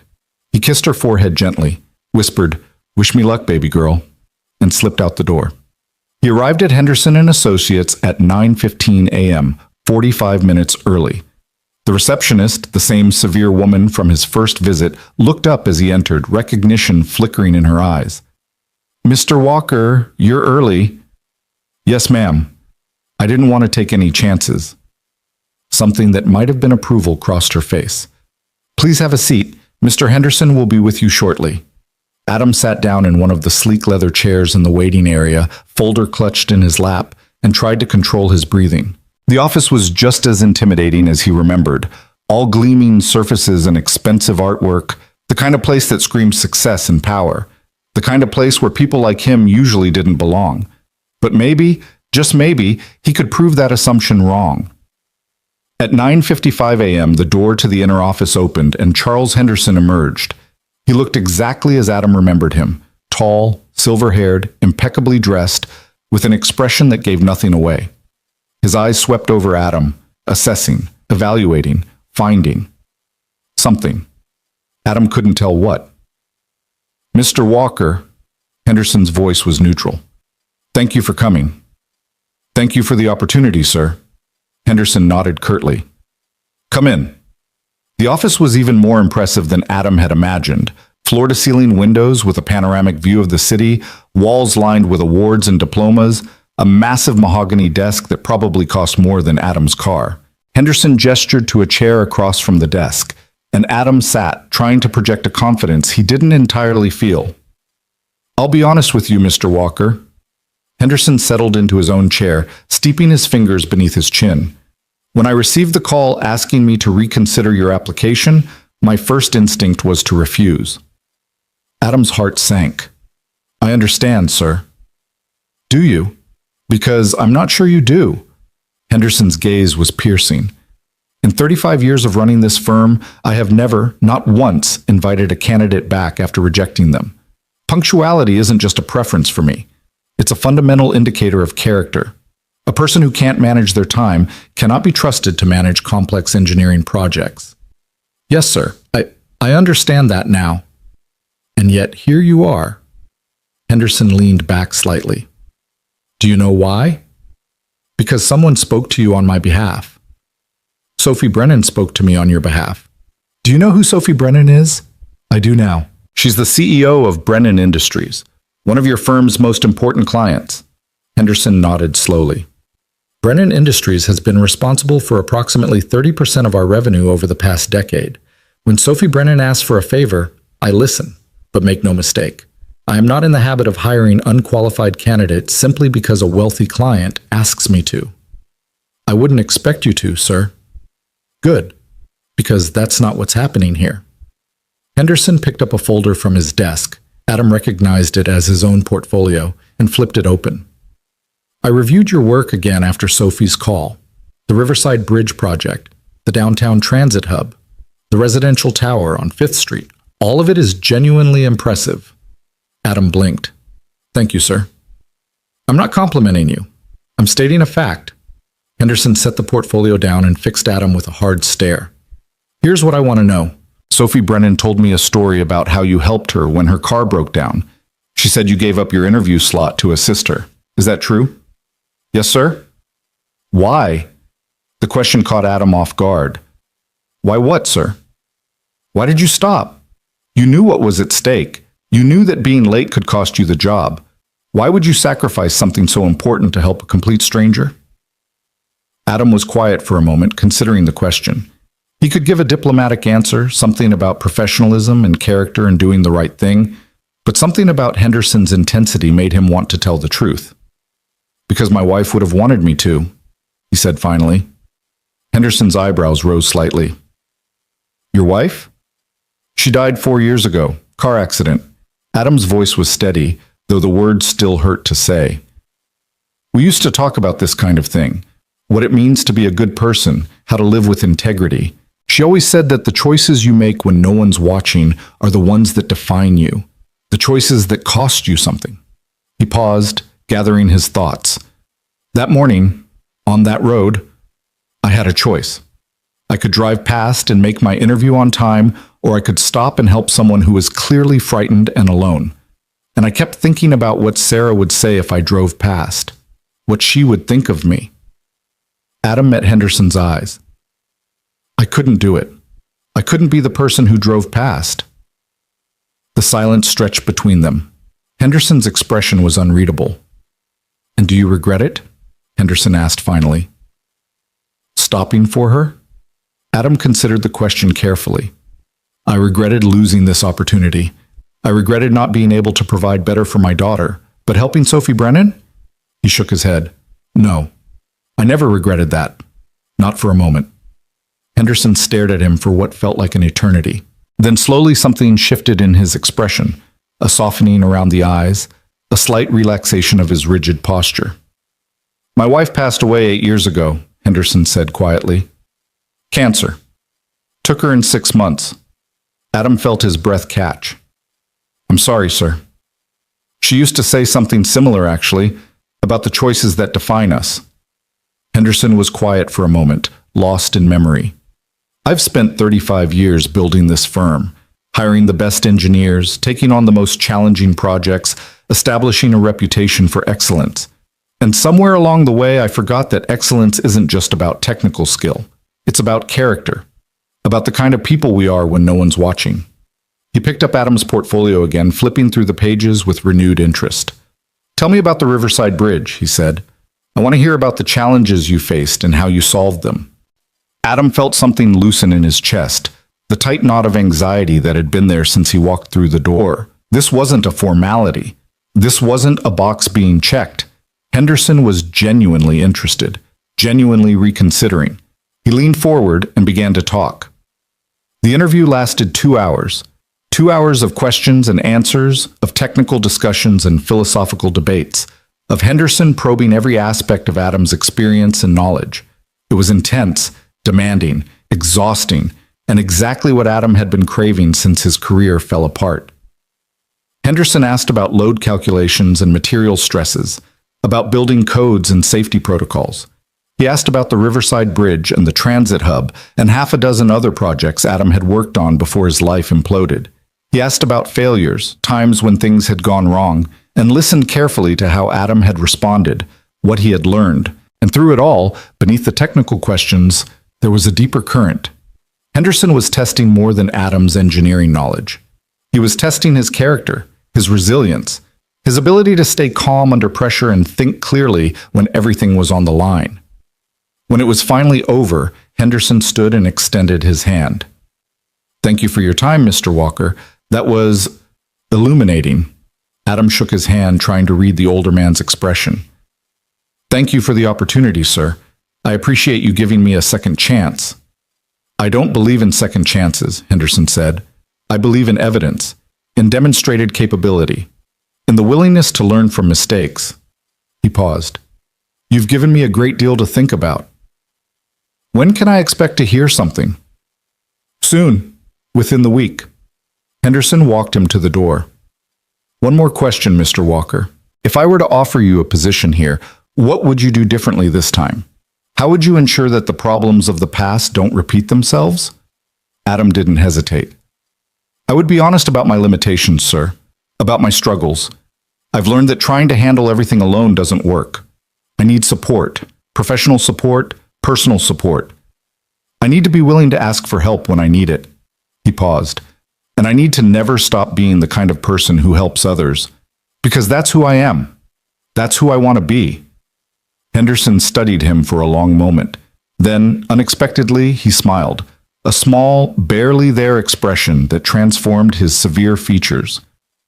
Get out of here, Mr. Walker. I have other meetings to attend. Yes, sir. Thank you, sir. Adam walked out of Henderson and Associates feeling lighter than he had in years. He didn't know what the outcome would be. He didn't know if he had impressed Henderson enough to overcome the lingering doubts about his punctuality and reliability. But he knew one thing with absolute certainty. He had given it everything he had. He had been honest, authentic, himself. Whatever happened next was out of his hands. The walk back to his car took him past the Blue Finch, the coffee shop where he'd met with Sophie. On impulse, he stepped inside and ordered a cup of coffee, expensive, artisanal, nothing like the burnt gas station brew he usually survived on. He sat at a table by the window and watched the city move past, feeling the warmth of the cup in his hands. His phone buzzed. A text from Sophie. How did it go? Adam smiled and typed back. Good, I think, really good. He asked about you. 3 dots appeared, then, all good things, I hope. The best things. Thank you again, Sophie, for everything. Her response came quickly. Don't thank me yet. Thank me when you get the offer. When, not if. Sophie's confidence was infectious. Adam finished his coffee and headed home, ready to tell Maddie that Daddy might be getting some very good news soon. The days that followed were an exercise in patience. Adam went back to work at the construction site, hauling materials and installing ducts, trying not to check his phone every 5 minutes. The other workers noticed his distracted state, but most of them left him alone. Word had spread about the mysterious interview, and there was a general sense that something big was happening in Adam Walker's life. Derek, of course, couldn't resist commenting. Still waiting to hear, college boy. Still waiting? Must be nice, and having rich friends who can open doors for you. Adam set down the bundle of wiring he was carrying and turned to face Derek. Let me ask you something. If someone offered to help you, really help you, in a way that could change your life, would you turn it down? Would you say, no thanks, I'd rather struggle on my own just because you didn't want to feel like you owed anyone? Derek was quiet for a moment. I don't know. Maybe. Really? Because I've got a daughter at home who's dreaming about a house with a backyard and a dog. And I've got a mother who's worried sick about whether I'm going to make it. And I've got about 6 years of my life that I'll never get back, lost to grief and poverty and just surviving. Adam's voice was steady, but there was an edge to it now.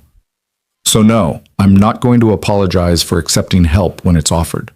I'm not going to pretend that I'm too proud or too independent to take a hand when someone extends one, because pride doesn't pay the bills. Pride doesn't give my daughter a better life. Derek stared at him for a long moment. Then slowly, he nodded. Fair enough, college boy, fair enough. He walked away and Adam got back to work, his heart pounding from the unexpected confrontation. He didn't usually speak so openly about his situation, didn't usually let people see beneath the surface.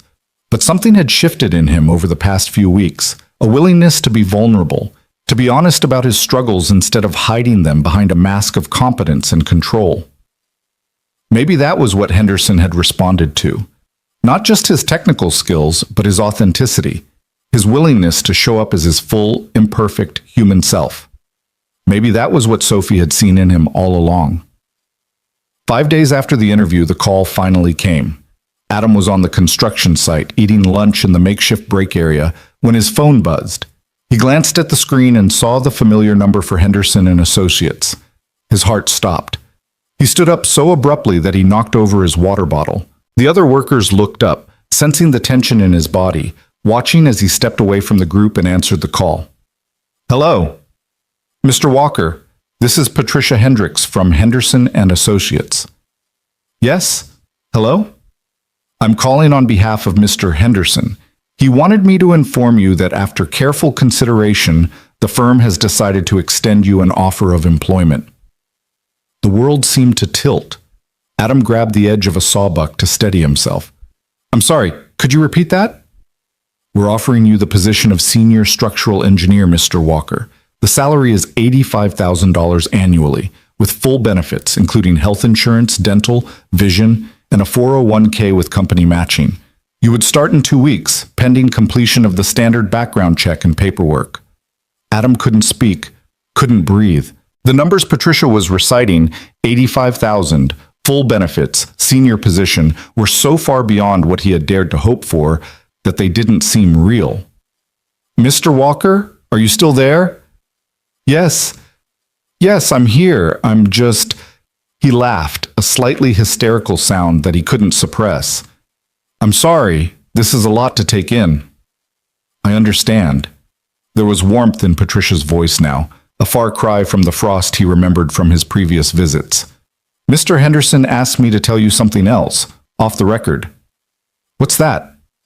He said that in 35 years he's never met anyone quite like you, and he's looking forward to seeing what you can accomplish.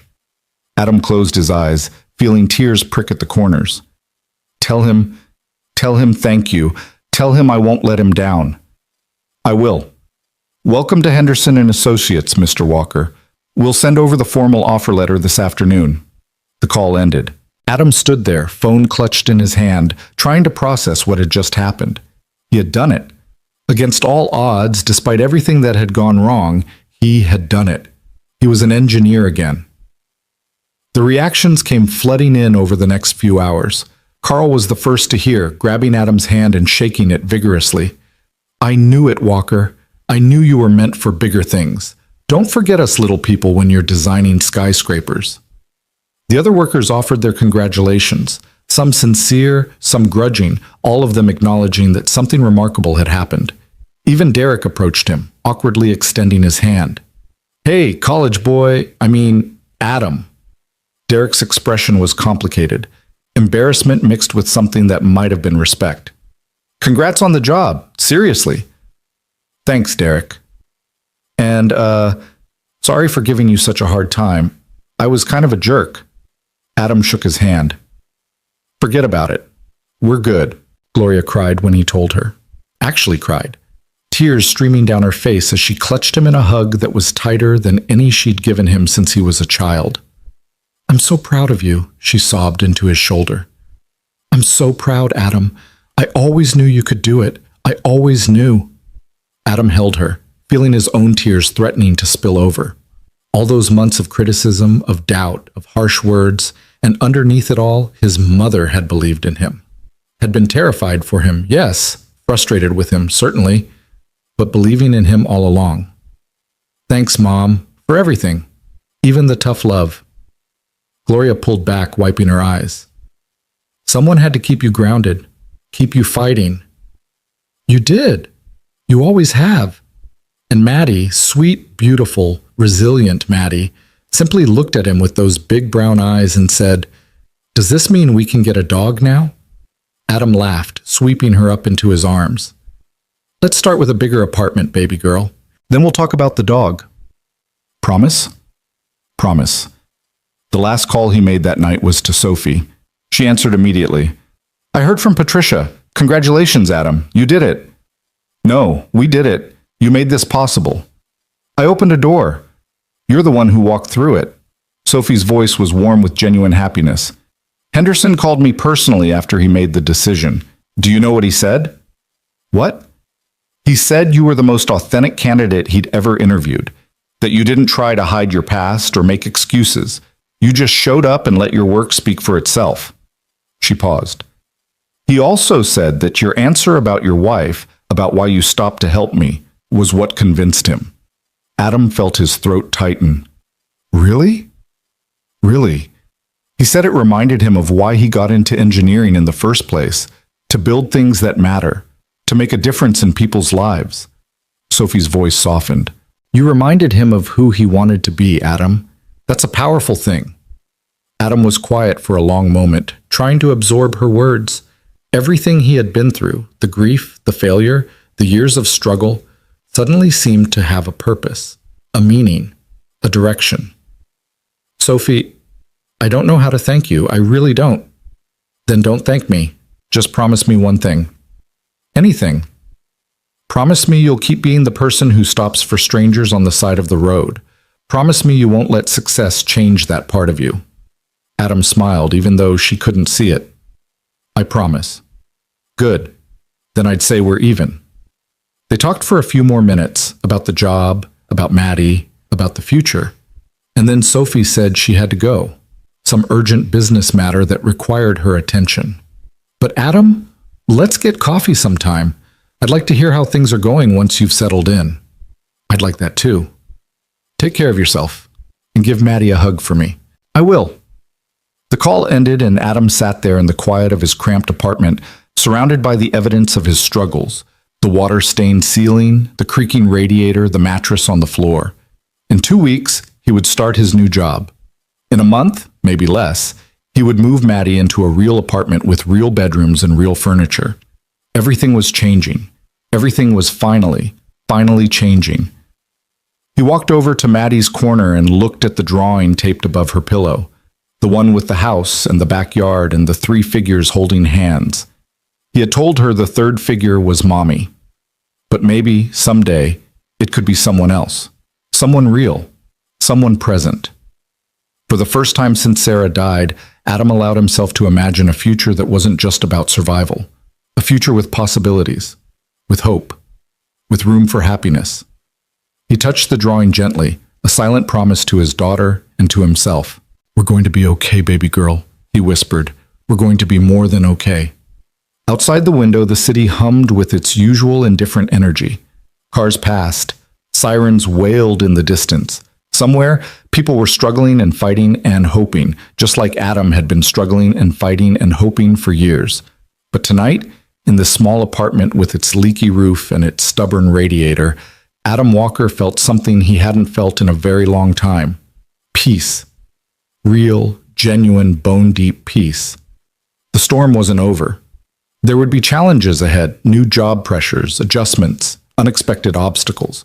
Life never stopped throwing curveballs. But for the first time in years, Adam felt ready. Ready to catch whatever came his way and turn it into something good.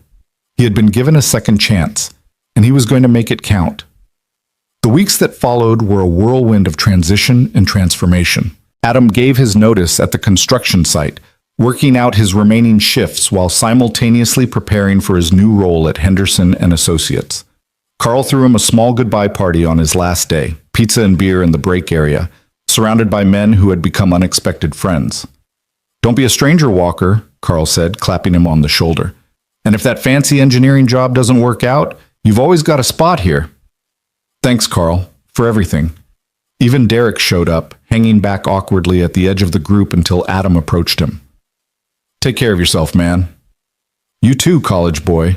Derek grinned, a genuine grin this time, without the usual edge of mockery. "Show them what you're made of." Adam arrived at Henderson and Associates on his first day feeling more nervous than he had in years. The building was just as imposing as he remembered, all glass and steel and confident architecture. But this time, when he walked through the doors, he wasn't a desperate job seeker hoping for a miracle.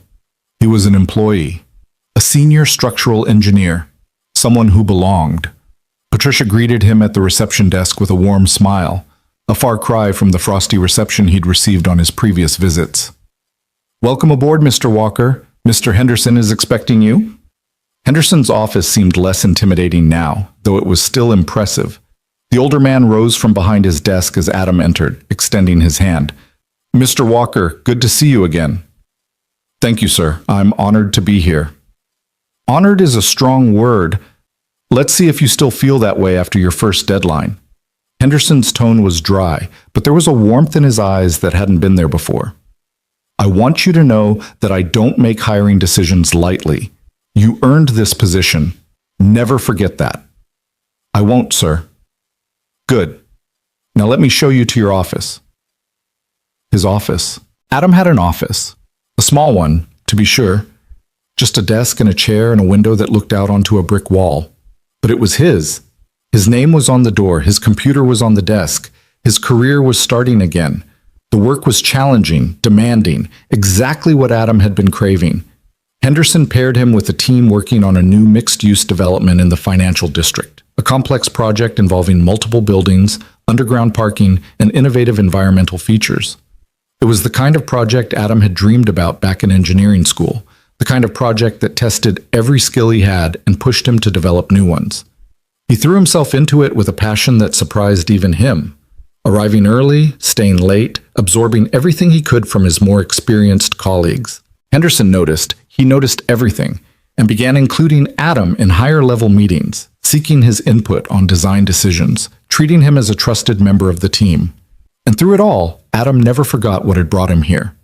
Every morning, on his way to the office, he drove past the construction site where he had spent those months hauling drywall and mixing concrete. He remembered the calluses on his hands, the ache in his muscles, the weight of despair that had pressed down on him every single day. He had climbed out of that darkness, and he was determined to stay out. Sophie called about a month after he started, asking if he was free for that coffee she'd mentioned.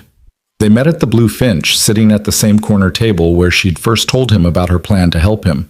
Sophie looked exactly as Adam remembered, polished, professional, radiating quiet confidence, but there was something different in her eyes now, something warmer. "You look good," she said, studying him across the table. "Rested, healthy, happy." "I feel good. For the first time in years, I actually feel like myself again." "Henderson speaks highly of you. He told me you're one of the most dedicated engineers he's ever hired." Adam laughed. "Henderson said that? Are you sure?" "I'm sure. He also said you're still too humble for your own good, but he's working on that." They talked for over an hour, about work, about Maddie, about the strange twists of fate that had brought them together. Sophie shared stories about her own journey, about the challenges of taking over Brennan Industries after her father's death, about the loneliness that came with success. "People assume that having money makes everything easier," she said, "and in some ways it does. But it also creates distance. Everyone wants something from you. Everyone has an angle. It's hard to know who to trust." "Is that why you were so affected by what I did that day? On the road?" Sophie nodded slowly. "Partly. I've had people help me before, plenty of times, but it's always been transactional. They help me because they want something in return. Access, connections, favors." She paused. "You didn't want anything. You just helped because it was the right thing to do. Because a stranger needed help and you happened to be there. I'm not a saint, Sophie. I was tempted to keep driving. I almost did. But you didn't. That's what matters. Sophie smiled, that warm, genuine smile that had stayed with Adam through all those difficult weeks. You know, that morning changed something for me too. Not just my schedule or my business negotiations, something deeper. What do you mean? I'd been so focused on the company, on proving myself, on being the leader my father wanted me to be. I forgot what actually matters, the human connections, the small kindnesses that make life worth living. She looked at him steadily. You reminded me of that, Adam. You reminded me of who I want to be. Adam didn't know what to say. He hadn't realized that his small act of kindness had rippled outward so far, affecting not just his own life, but Sophie's as well.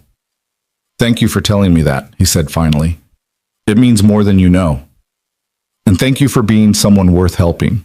Sophie raised her coffee cup in a mock toast. To second chances. Adam clinked his cup against hers and 2 second chances. They finished their coffee and walked out into the autumn afternoon, the city bustling around them with its usual indifferent energy. At the corner, Sophie paused. I should get back to the office. Crisis du jour awaits. Of course, thank you for meeting me. Adam? Sophie turned to face him, her expression serious. I know we said we're even, and we are, but I hope this isn't goodbye. I hope we can be, friends. Real friends. Adam smiled. I'd like that very much. Good. Sophie extended her hand and Adam shook it. Take care of yourself, Adam Walker, and take care of that little girl of yours. I will. I promise. She walked away, disappearing into the crowd of pedestrians, and Adam stood there for a moment watching her go. Then he turned and headed toward his car, ready to pick up Maddie from school and tell her about his day. He had a lot to tell her, about the projects he was working on, about the colleagues he was meeting, about the future that was finally beginning to take shape. But most of all, he wanted to tell her that hope was real, that second chances existed, that sometimes, when you least expected it, the universe rewarded kindness. It wasn't a lesson you could learn from a book. It was something you had to live. And Adam Walker was finally, truly living again. The first paycheck arrived on a Friday afternoon in late October, deposited directly into Adam's bank account with a quiet electronic ping that belied its significance. He was sitting at his desk at Henderson and Associates, reviewing structural calculations for the mixed-use development project, when his phone buzzed with the notification from his banking app. He stared at the number on the screen for a long moment, unable to fully comprehend what he was seeing. After taxes and deductions, his take-home pay for the first 2 weeks was more than he had earned in an entire month of construction work. More than he had earned in 2 months, if he was being honest. The number sat there on his screen, real and tangible and utterly transformative.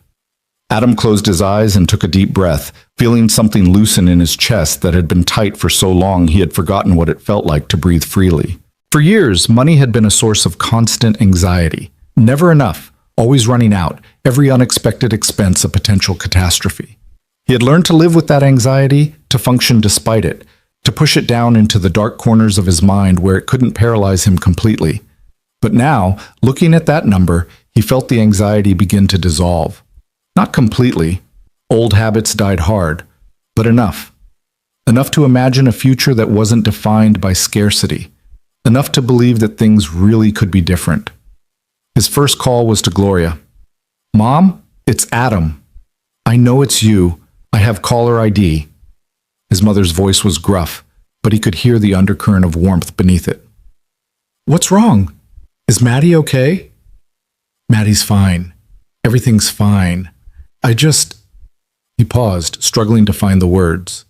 I got my first paycheck today. Silence on the other end of the line, then quietly, And it's real, Mom. This is really happening. I'm really doing this. More silence. When Gloria spoke again, her voice was thick with emotion she was clearly trying to suppress. I never doubted you, Adam. Not for a moment. Adam laughed, a wet, slightly hysterical sound. Mom, you doubted me constantly. You told me I was throwing my life away. You said I was too focused on being good instead of being practical. That's not doubt. That's tough love. There's a difference. Gloria sniffed loudly. I always knew you had it in you. I was just scared. Scared that you'd given up. Scared that I was going to lose you the way we lost Sarah. The mention of his wife's name sent a familiar pang through Adam's heart, but it was softer now, less sharp. I know, Mom, I know. So what are you going to do? With the money, I mean. Please tell me you're not going to blow it all on something stupid. Adam smiled. Actually, I was thinking about looking for a new apartment. Something bigger. Maybe with 2 bedrooms, so Maddie can have her own room.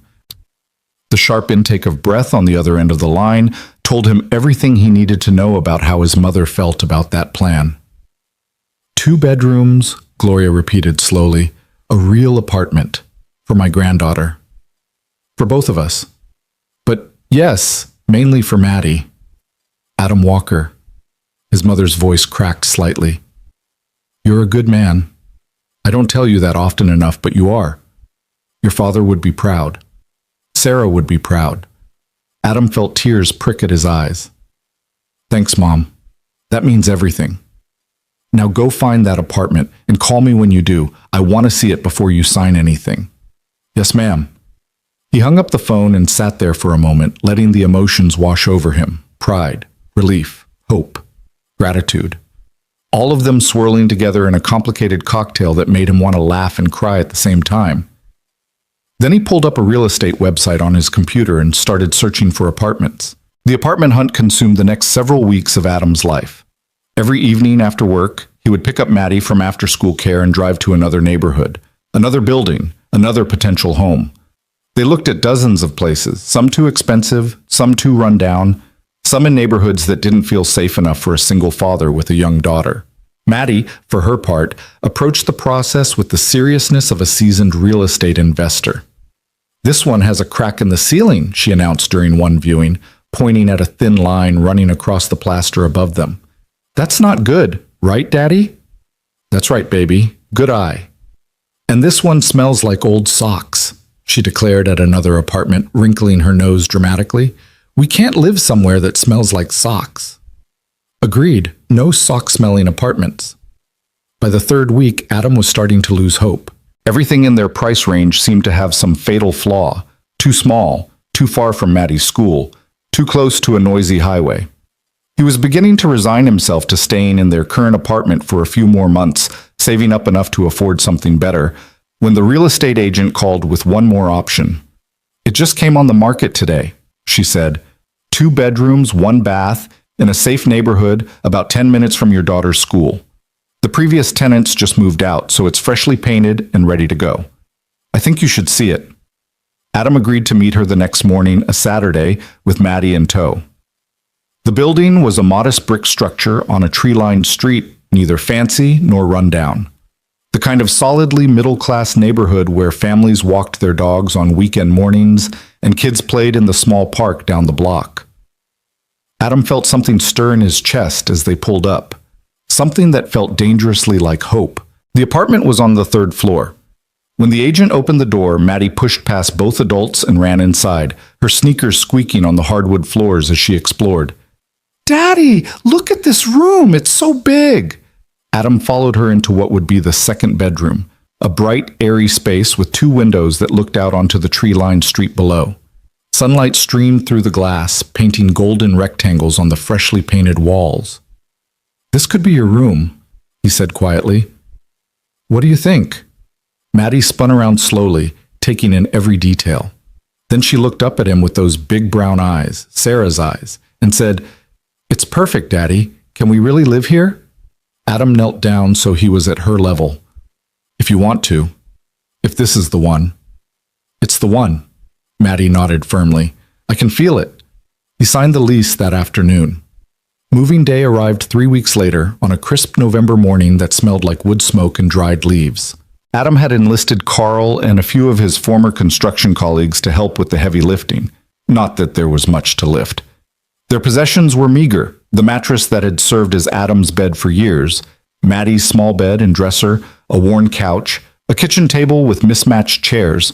Everything they owned fit into a single rental truck with room to spare. But as Adam carried the last box up the stairs and set it down in the living room of their new apartment, he felt richer than he ever had in his life.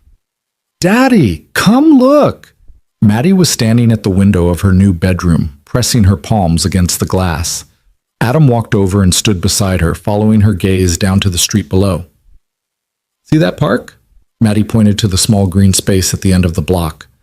"I can see it from my window. And look, there are other kids playing there. Maybe they'll be my friends." "I'm sure they will, baby. You're very good at making friends. And maybe we can get a dog now. A dog could play in that park." Adam laughed. "Let's get settled in first. Then we'll talk about the dog. Promise?" "Promise." That night, after Maddie was asleep in her very own room for the first time in her life, Adam sat on the floor of the living room surrounded by unpacked boxes and felt something he hadn't felt in years. Home. This felt like home. He pulled out his phone and scrolled to Sophie's contact information. His thumb hovered over the call button for a moment, then moved to the message icon instead. "We moved into the new apartment today. Maddie has her own room. She's already planning where her posters are going to go." The response came within minutes. "That's wonderful, Adam. I'm so happy for you both." "Send pictures?" Adam took a few photos, the living room with its boxes, Maddie's room with her bed already set up, the view from the window that his daughter loved so much, and sent them over. "It's not much," he typed. But it's ours. It's perfect. It's a foundation. Everything else can be built on that." Adam smiled at the engineering metaphor. "You sound like Henderson. I'll take that as a compliment." He paused, then typed, "How does it feel? Being on the other side of everything you went through?" It was a profound question, and Adam considered it carefully before responding. "It feels surreal," he wrote finally, "like I'm going to wake up and find out it was all a dream, but also, it feels earned, like I fought for this, like I deserve to be here. You do deserve to be here. Never forget that. I won't. Thanks to you, thanks to yourself. I just opened a door. You're the one who built the house." Adam smiled at the screen, feeling warmth spread through his chest. "Good night, Sophie. And thank you for everything."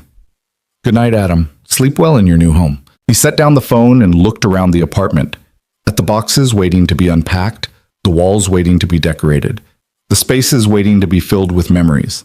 Tomorrow, he would start organizing. Tomorrow, he would begin turning this empty apartment into a real home for him and Maddie. But tonight, he just wanted to sit here and feel grateful. The weeks that followed were a blur of settling in and adjusting to their new life. Adam threw himself into making the apartment feel like home, hanging pictures, assembling furniture, painting Maddie's room the pale purple color she had specifically requested. He bought a real bed for himself with an actual frame and a headboard, and the first night he slept in it, he lay awake for hours just marveling at the simple luxury of a mattress that wasn't on the floor. Work continued to be demanding but fulfilling. The mixed-use development project was entering a critical phase, and Henderson was relying on Adam more and more for key decisions. There were late nights and early mornings, moments of frustration when calculations didn't work out, and moments of triumph when they did. Adam discovered that he had missed this: the intellectual challenge, the creative problem-solving, the satisfaction of seeing his ideas take shape in steel and concrete. Henderson pulled him aside one afternoon in early December, his expression unreadable. "Walker, my office, now." Adam's heart rate spiked as he followed the older man down the hall. Had he done something wrong? Made some error he wasn't aware of? Henderson's tone had been impossible to read, and Adam found himself mentally reviewing every decision he had made over the past week, searching for potential mistakes. Henderson closed the door behind them and gestured to the chair across from his desk. Adam sat, trying to keep his expression neutral despite the anxiety churning in his stomach. "Relax, Walker. You're not in trouble." Adam let out a breath he hadn't realized he was holding. "Sorry, sir. Old habits. Understandable?" Henderson settled into his own chair and studied Adam with those sharp, assessing eyes. "I've been watching you these past few months, observing how you work, how you interact with the team, how you handle pressure. And I'm impressed." Henderson's expression softened slightly. a rare occurrence that Adam had learned to recognize as high praise. You've exceeded my expectations, Walker. Your work on the development project has been excellent. Your colleagues respect you, and you've maintained a level of humility and work ethic that I frankly didn't expect from someone with your circumstances. Adam wasn't sure how to respond to that. Thank you, sir. I'm just trying to do my best. I know, that's what impresses me. Henderson paused, seeming to weigh his next words carefully. I want to talk to you about your future at this firm. Adam's heart rate spiked again, but this time for a different reason.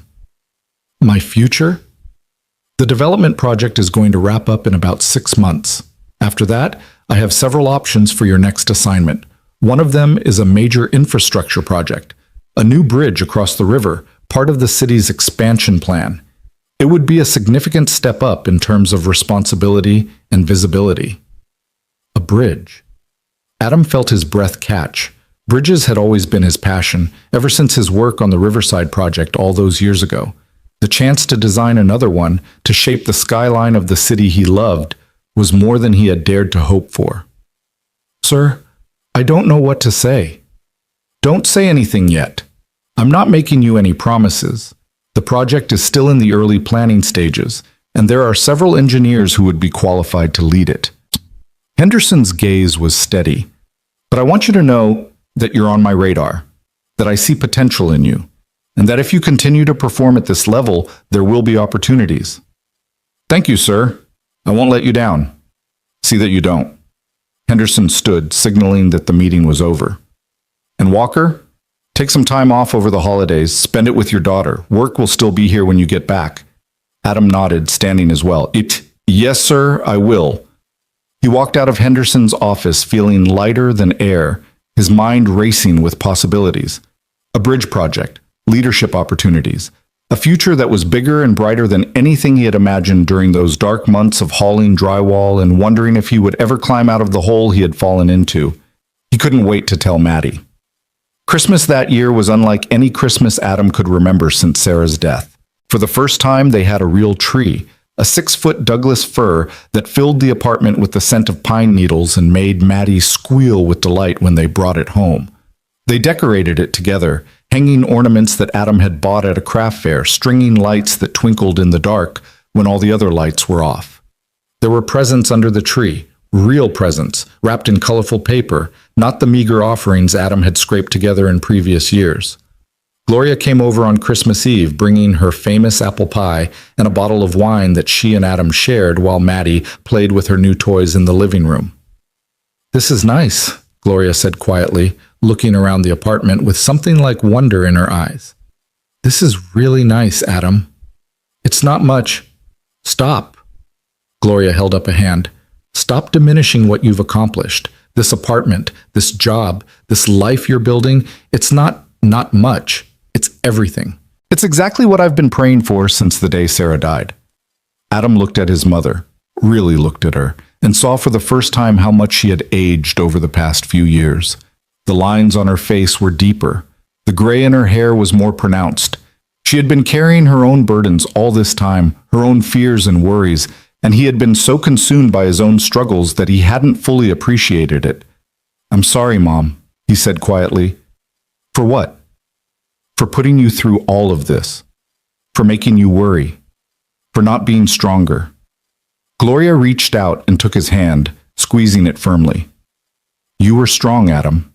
You were stronger than you know. Losing Sarah, raising Maddie alone, fighting your way back from rock bottom, that takes more strength than most people have in their entire lives. I didn't feel strong. I felt like I was barely holding on. That's what strength is, son. Holding on when everything inside you wants to let go. Gloria's eyes glistened with unshed tears.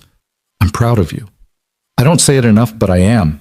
Your father would be proud too. And Sarah, her voice caught. Sarah would be so proud of the father you've become. Adam felt his own eyes fill with tears. Thanks, Mom. That means everything. They sat in comfortable silence for a moment, watching Maddie arrange her new stuffed animals in a careful row on the floor.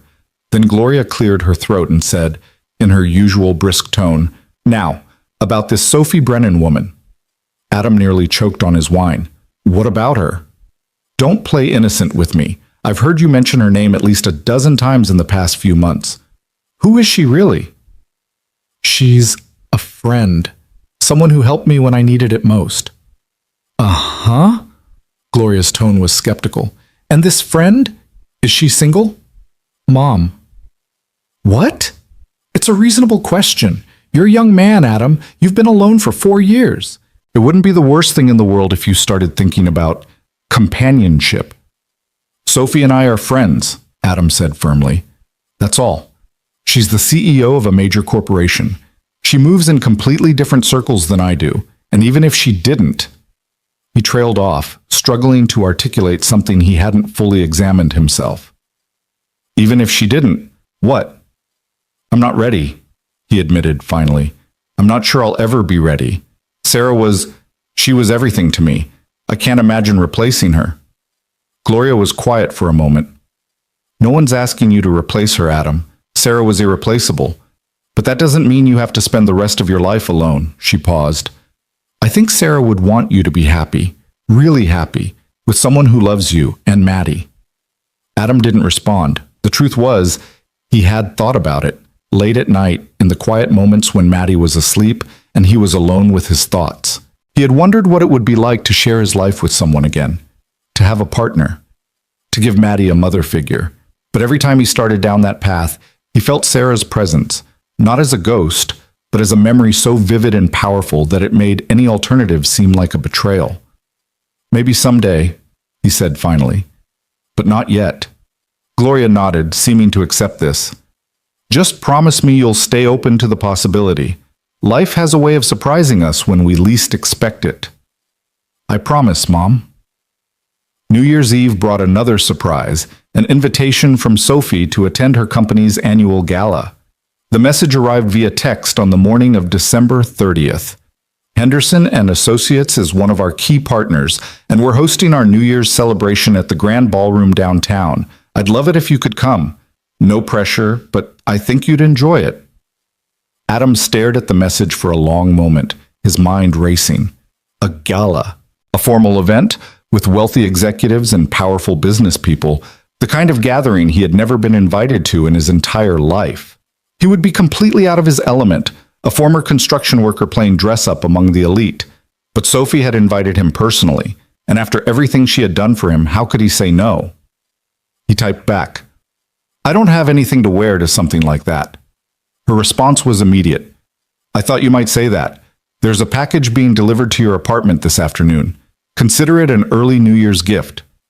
Adam started to protest, but Sophie cut him off with another message.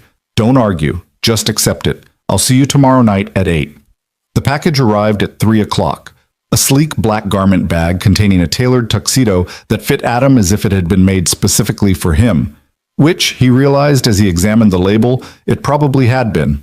The suit was accompanied by a crisp white shirt, a black bow tie, and a pair of patent leather shoes that gleamed under the apartment lights.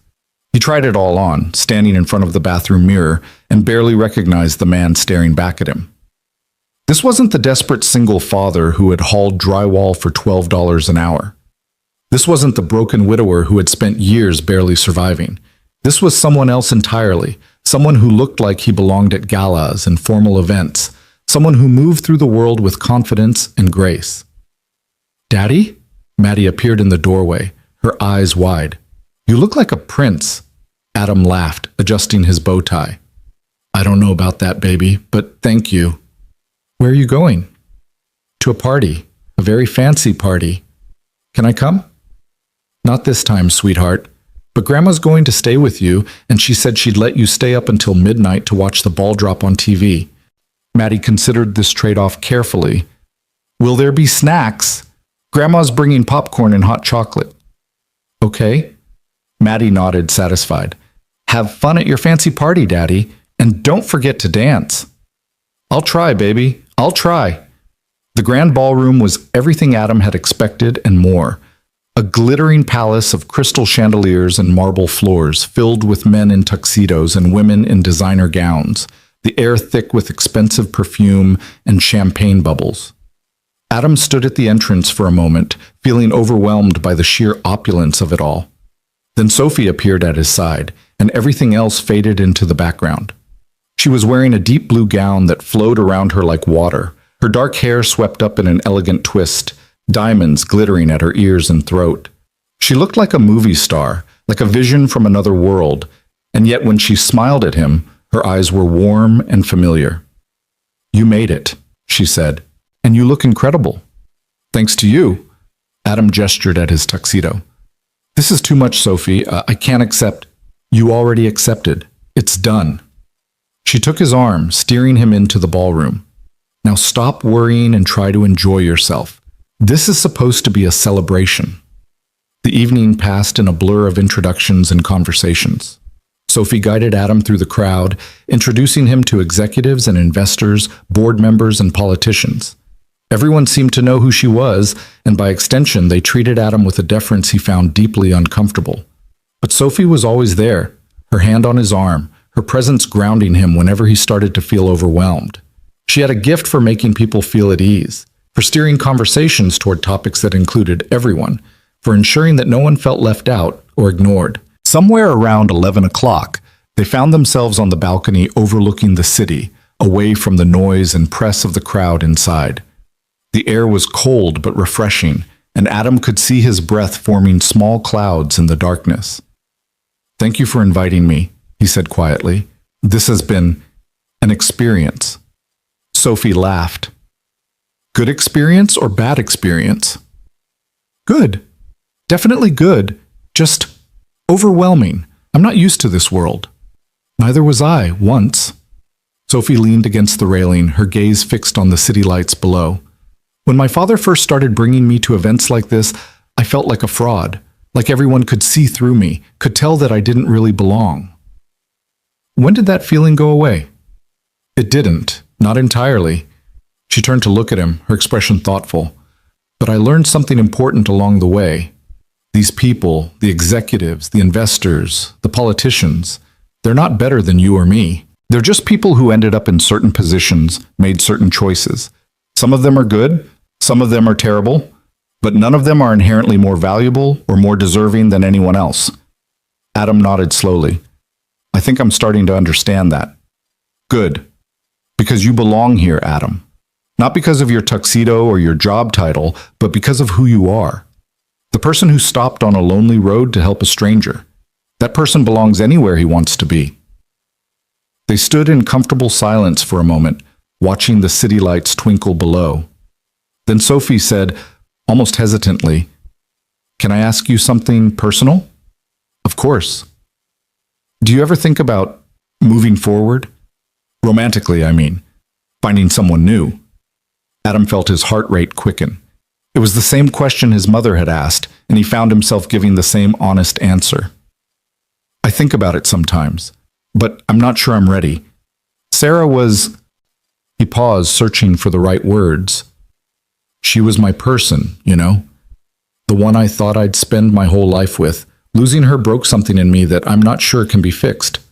Sophie nodded slowly. "I understand that. More than you might think." "You've lost someone too?" "My father. 2 years ago." Her voice was quiet, tinged with old grief. "It's not the same as losing a spouse, I know, but it changed me. Made me question everything I thought I knew about myself and my life." "I'm sorry, Sophie, I didn't realize." "How could you? We've barely scratched the surface of each other's stories." She turned to face him fully, her eyes bright in the darkness. "But that's what I like about our friendship, Adam. It feels real, uncomplicated. You don't want anything from me except to be my friend. That's all I've ever wanted. I know, and you have no idea how rare that is." Sophie smiled, a soft, genuine smile that made something warm bloom in Adam's chest. "Whatever happens, I want you to know that I'm grateful.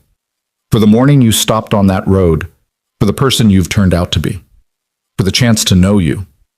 "I'm grateful too," Adam said. "More than I can say." Inside the ballroom, someone started counting down to midnight. 10, 9, 8. Sophie glanced toward the doors, then back at Adam. "We should go inside. It's almost time."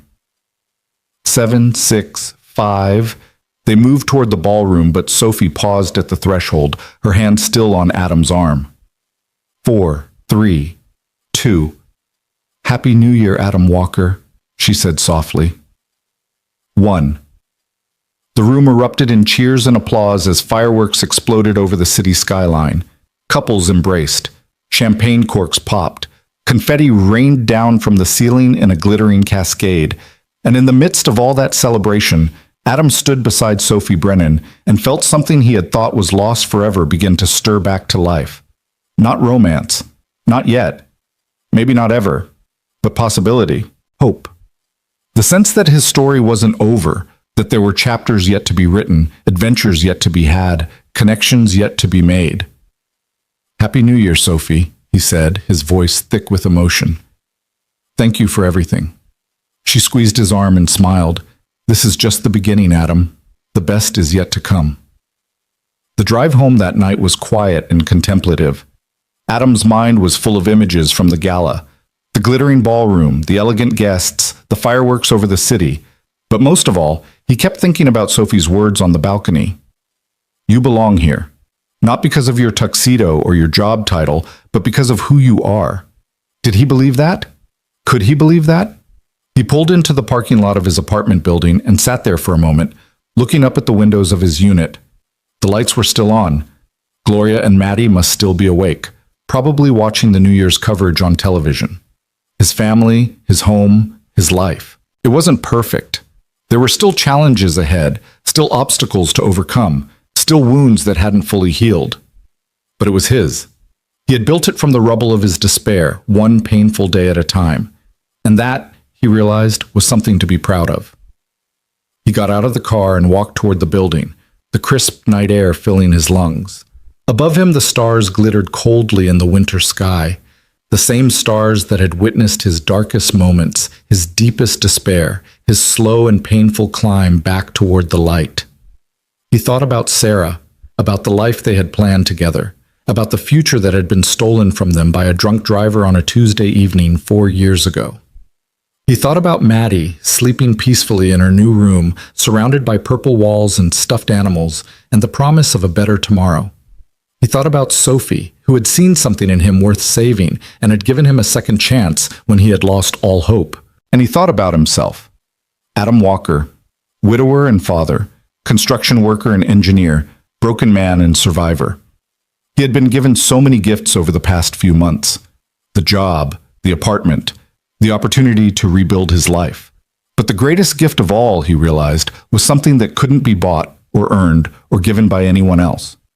The greatest gift was the knowledge that he was enough, that despite his failures and his flaws, despite the years he had spent in the darkness, despite everything he had lost and everything he had feared, he was enough. Doing the right thing mattered, kindness mattered, character mattered, and no matter what the future held, those truths would guide him forward. Adam opened the door to his apartment building and stepped inside, leaving the old year behind and walking toward whatever came next. The best is yet to come. For the first time in a very long time, he actually believed it. Spring arrived in the city like a promise being kept, soft and gradual, the gray winter skies giving way to pale blue expanses dotted with cotton-white clouds. The trees along Adams Street burst into bloom almost overnight, their branches heavy with pink and white blossoms that drifted down like confetti whenever the wind stirred. Maddie called it flower snow, and spent her afternoons collecting the fallen petals in a small bucket, arranging them into patterns on the sidewalk that she photographed with Adam's phone. 6 months had passed since Adam started at Henderson and Associates.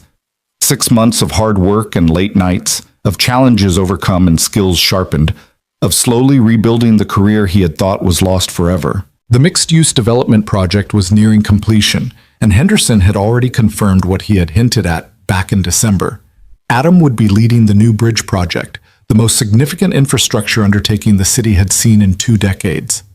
The news had come on a Tuesday afternoon in late March, delivered in Henderson's characteristically understated fashion. Walker, the bridge project. You're on it. Lead engineer. Don't make me regret this decision.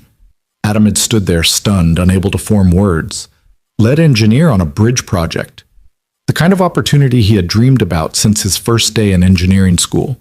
The kind of responsibility he had feared he would never be trusted with again. "Sir, I don't know what to say." "Then don't say anything. Just do the work." Henderson's expression had softened almost imperceptibly. "You've earned this, Walker. Now prove that I was right to believe in you." That night, Adam had taken Maddie out for ice cream to celebrate, a special trip to the fancy gelato place downtown that she had been begging to visit for months. They sat at a small table by the window, Maddie's face smeared with chocolate, and Adam told her about the bridge. "It's going to go across the river," he explained, using his hands to illustrate. "So people can drive from one side of the city to the other without having to go all the way around." Maddie considered this information with her usual seriousness. "Will it be a big bridge or a little bridge?"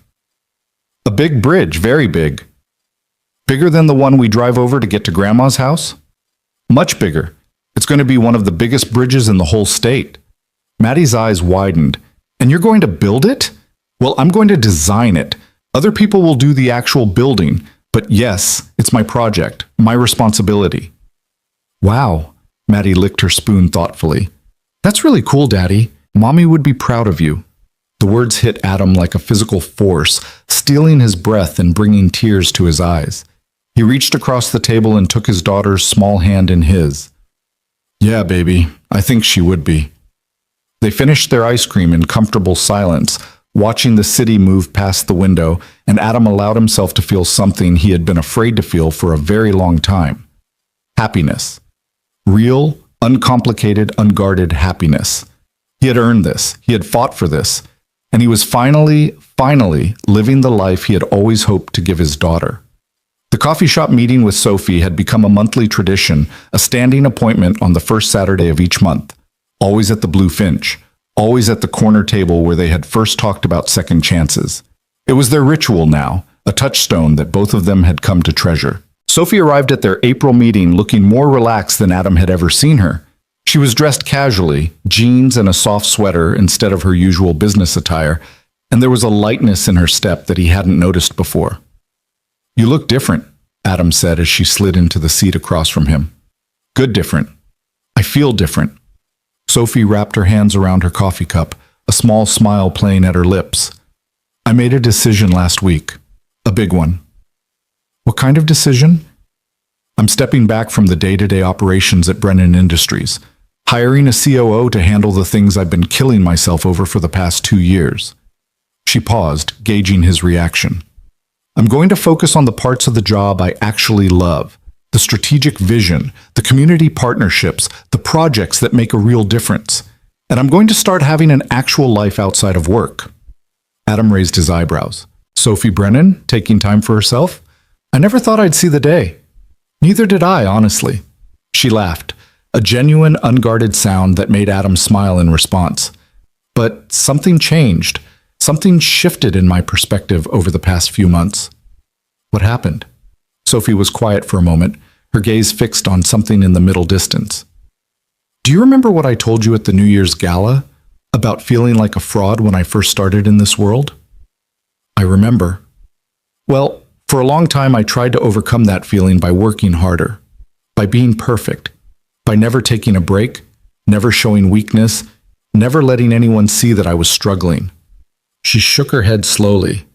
"I thought that if I just pushed hard enough, long enough, the feeling would eventually go away, that I would finally feel like I deserved to be where I was." "Did it work?" "No, it just made me exhausted and lonely."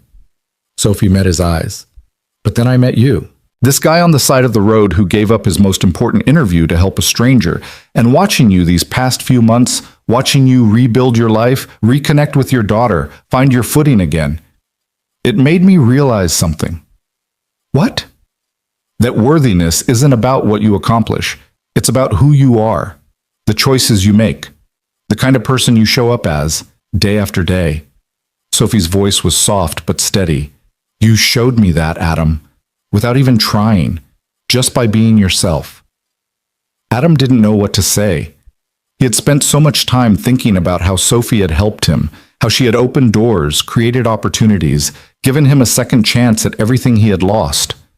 He had never considered that the influence might run both ways, that his struggles and triumphs might have meant something to her as well. "I don't know if I deserve that much credit," he said finally. "You deserve more." Sophie reached across the table and squeezed his hand briefly. "You changed my life, Adam Walker, just like I changed yours. That's what kindness does. It ripples outward, touching lives in ways we can't predict or control." They sat in comfortable silence for a moment, the sounds of the coffee shop washing over them, the hiss of the espresso machine, the murmur of conversations, the soft clink of cups and saucers. Then Sophie said, almost casually, "I heard about the bridge project. Congratulations." "Thanks. I still can't quite believe it's real." "Believe it. Henderson doesn't hand out opportunities like that unless he's absolutely certain the person can handle them." She smiled. "He told me you're the best hire he's made in 15 years. "He said that?"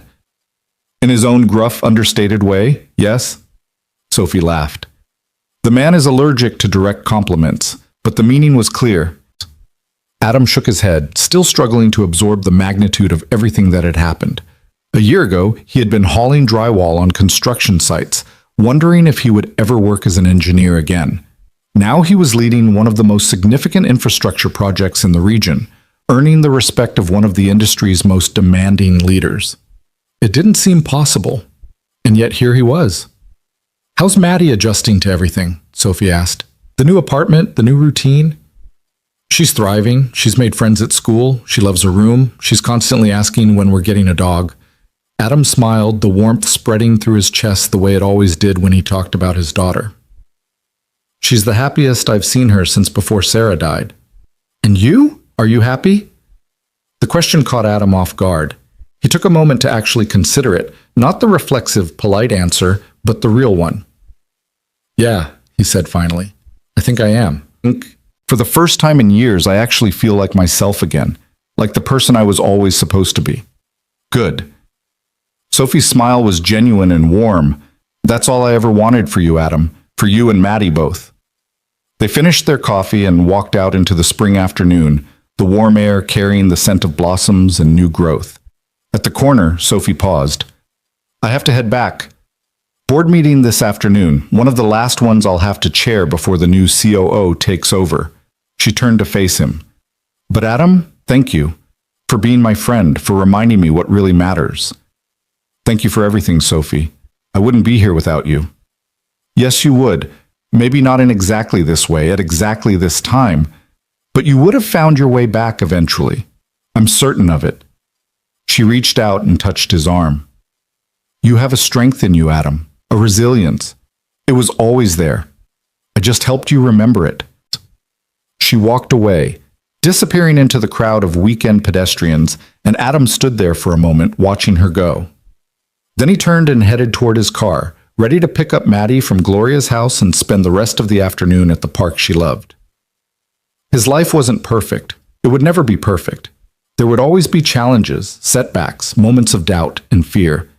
But he had learned something precious over the past year, something he would carry with him for the rest of his days. He was strong enough to handle whatever came next, and he didn't have to handle it alone. The bridge project consumed the following months. Adam threw himself into the work with a passion that surprised even him, spending long hours at the office, poring over blueprints and calculations, meeting with contractors and city officials, ensuring that every detail was exactly right. This was his vision, his responsibility, his chance to leave a lasting mark on the city he loved. Henderson checked in regularly, offering guidance and feedback with his characteristic blend of gruffness and insight. The older man had become something of a mentor to Adam, not effusive with praise, but generous with his time and expertise, always pushing Adam to think bigger, work harder, demand more of himself. "This bridge is going to outlast both of us," Henderson said one afternoon, reviewing Adam's latest designs. "Your grandchildren are going to drive across it someday. Your great-grandchildren. Make sure it's worthy of that legacy." "Yes, sir. And don't call me sir. You've earned the right to use my first name." Adam blinked. Okay. Charles." "That's better." Henderson's expression softened almost imperceptibly. "You've come a long way, Adam. Don't forget that. Don't forget where you started and what you've overcome." "I won't. I promise." The groundbreaking ceremony was scheduled for mid-June, a warm Saturday morning that dawned clear and bright. Adam arrived at the construction site early, dressed in his best suit, nervousness churning in his stomach despite all his preparation. This was his moment, the culmination of everything he had worked for, everything he had survived, everything he had fought to achieve. In a few hours, he would stand in front of city officials and media representatives and explain his vision for the bridge that would transform the city's landscape. He would be the face of the project, the voice of authority, the engineer responsible for turning blueprints into reality. He was terrified, but he was also ready. Maddie was there, of course, dressed in a pretty yellow sundress that Gloria had bought for the occasion. She stood beside Adam as the crowd gathered, her small hand clasped in his, her eyes wide with excitement. "This is going to be your bridge, Daddy?" "It's going to be everyone's bridge, baby. But yes, I'm helping to build it." "That's so cool." Maddie squeezed his hand. "I'm going to tell everyone at school that my daddy built a bridge." Adam smiled, feeling some of his nervousness ease. "You do that, sweetheart." Gloria was there too, standing a few feet away with tears glistening in her eyes. She had been emotional all morning, alternating between pride and disbelief that her son, the same boy who had once struggled to pass his high school math classes, was now leading a project of this magnitude. "Your father would have been so proud," she had whispered when she arrived, hugging Adam tightly. "So proud, Adam." And Sophie was there, standing at the edge of the crowd with the other Brennan Industries executives. She caught Adam's eye across the sea of faces and smiled, a small, private smile that said everything words couldn't express. "You did it. You made it. I'm proud of you." Adam smiled back, feeling his heart swell with gratitude. Then he turned to face the podium, ready to address the crowd. The speech he had prepared was straightforward, an overview of the project, an explanation of the engineering challenges, an acknowledgement of the team members who had made it possible. But as he stood there, looking out at the sea of expectant faces, he found himself departing from his prepared remarks. "Before I talk about the technical aspects of this project," he began, his voice steady despite his nervousness, "I want to tell you a story about second chances." He told them about the morning on Old Mill Road, about the woman stranded with a broken-down car, the choice he had made to stop and help, the job interview he had missed as a result. He told them about the months of struggle that followed, the construction work, the despair, the feeling that he had thrown away his last chance at redemption.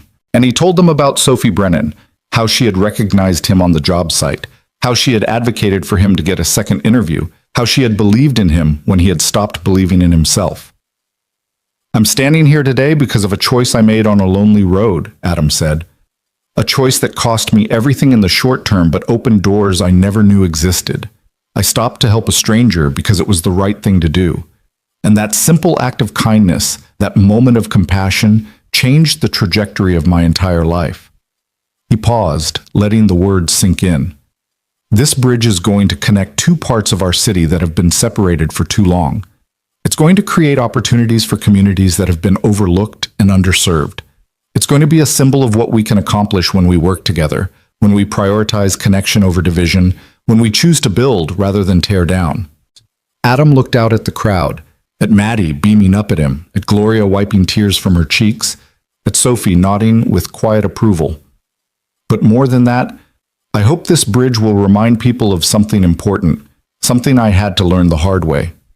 He took a breath. Kindness matters. Compassion matters.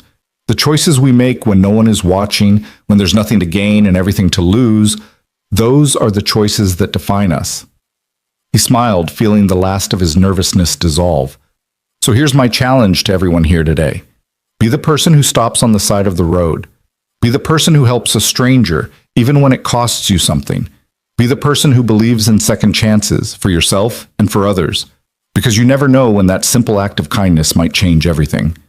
He stepped back from the podium to thunderous applause, his heart pounding, his eyes stinging with unshed tears. Maddie broke free from Gloria's grip and ran toward him, throwing her small arms around his waist.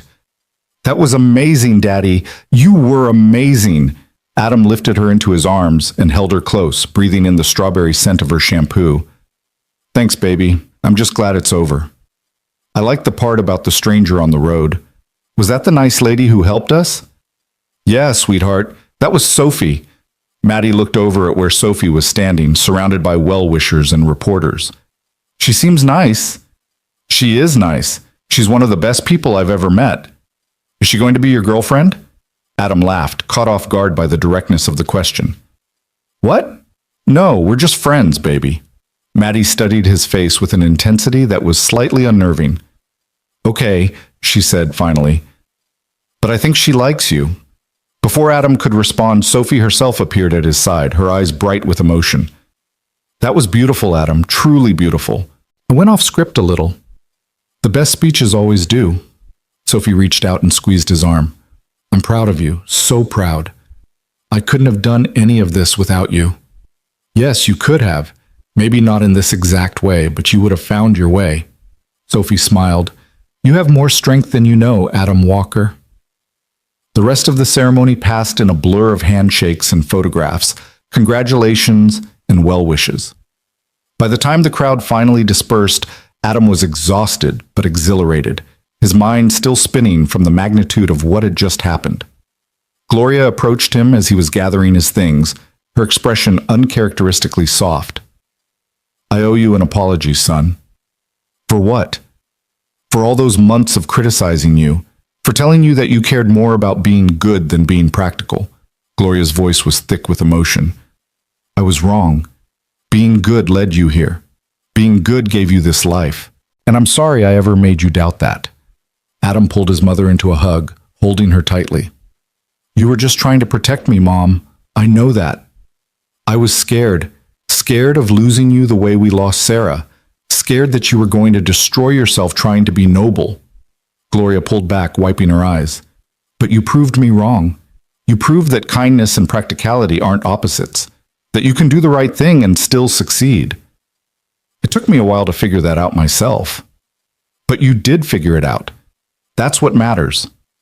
Gloria reached up and touched his cheek. I'm proud of you, Adam. More proud than I've ever been of anything in my life. Thanks, Mom. That means everything. Summer stretched into fall, and the bridge project progressed exactly as planned. Adam spent his days coordinating teams, solving problems, and watching his vision slowly take shape in steel and concrete.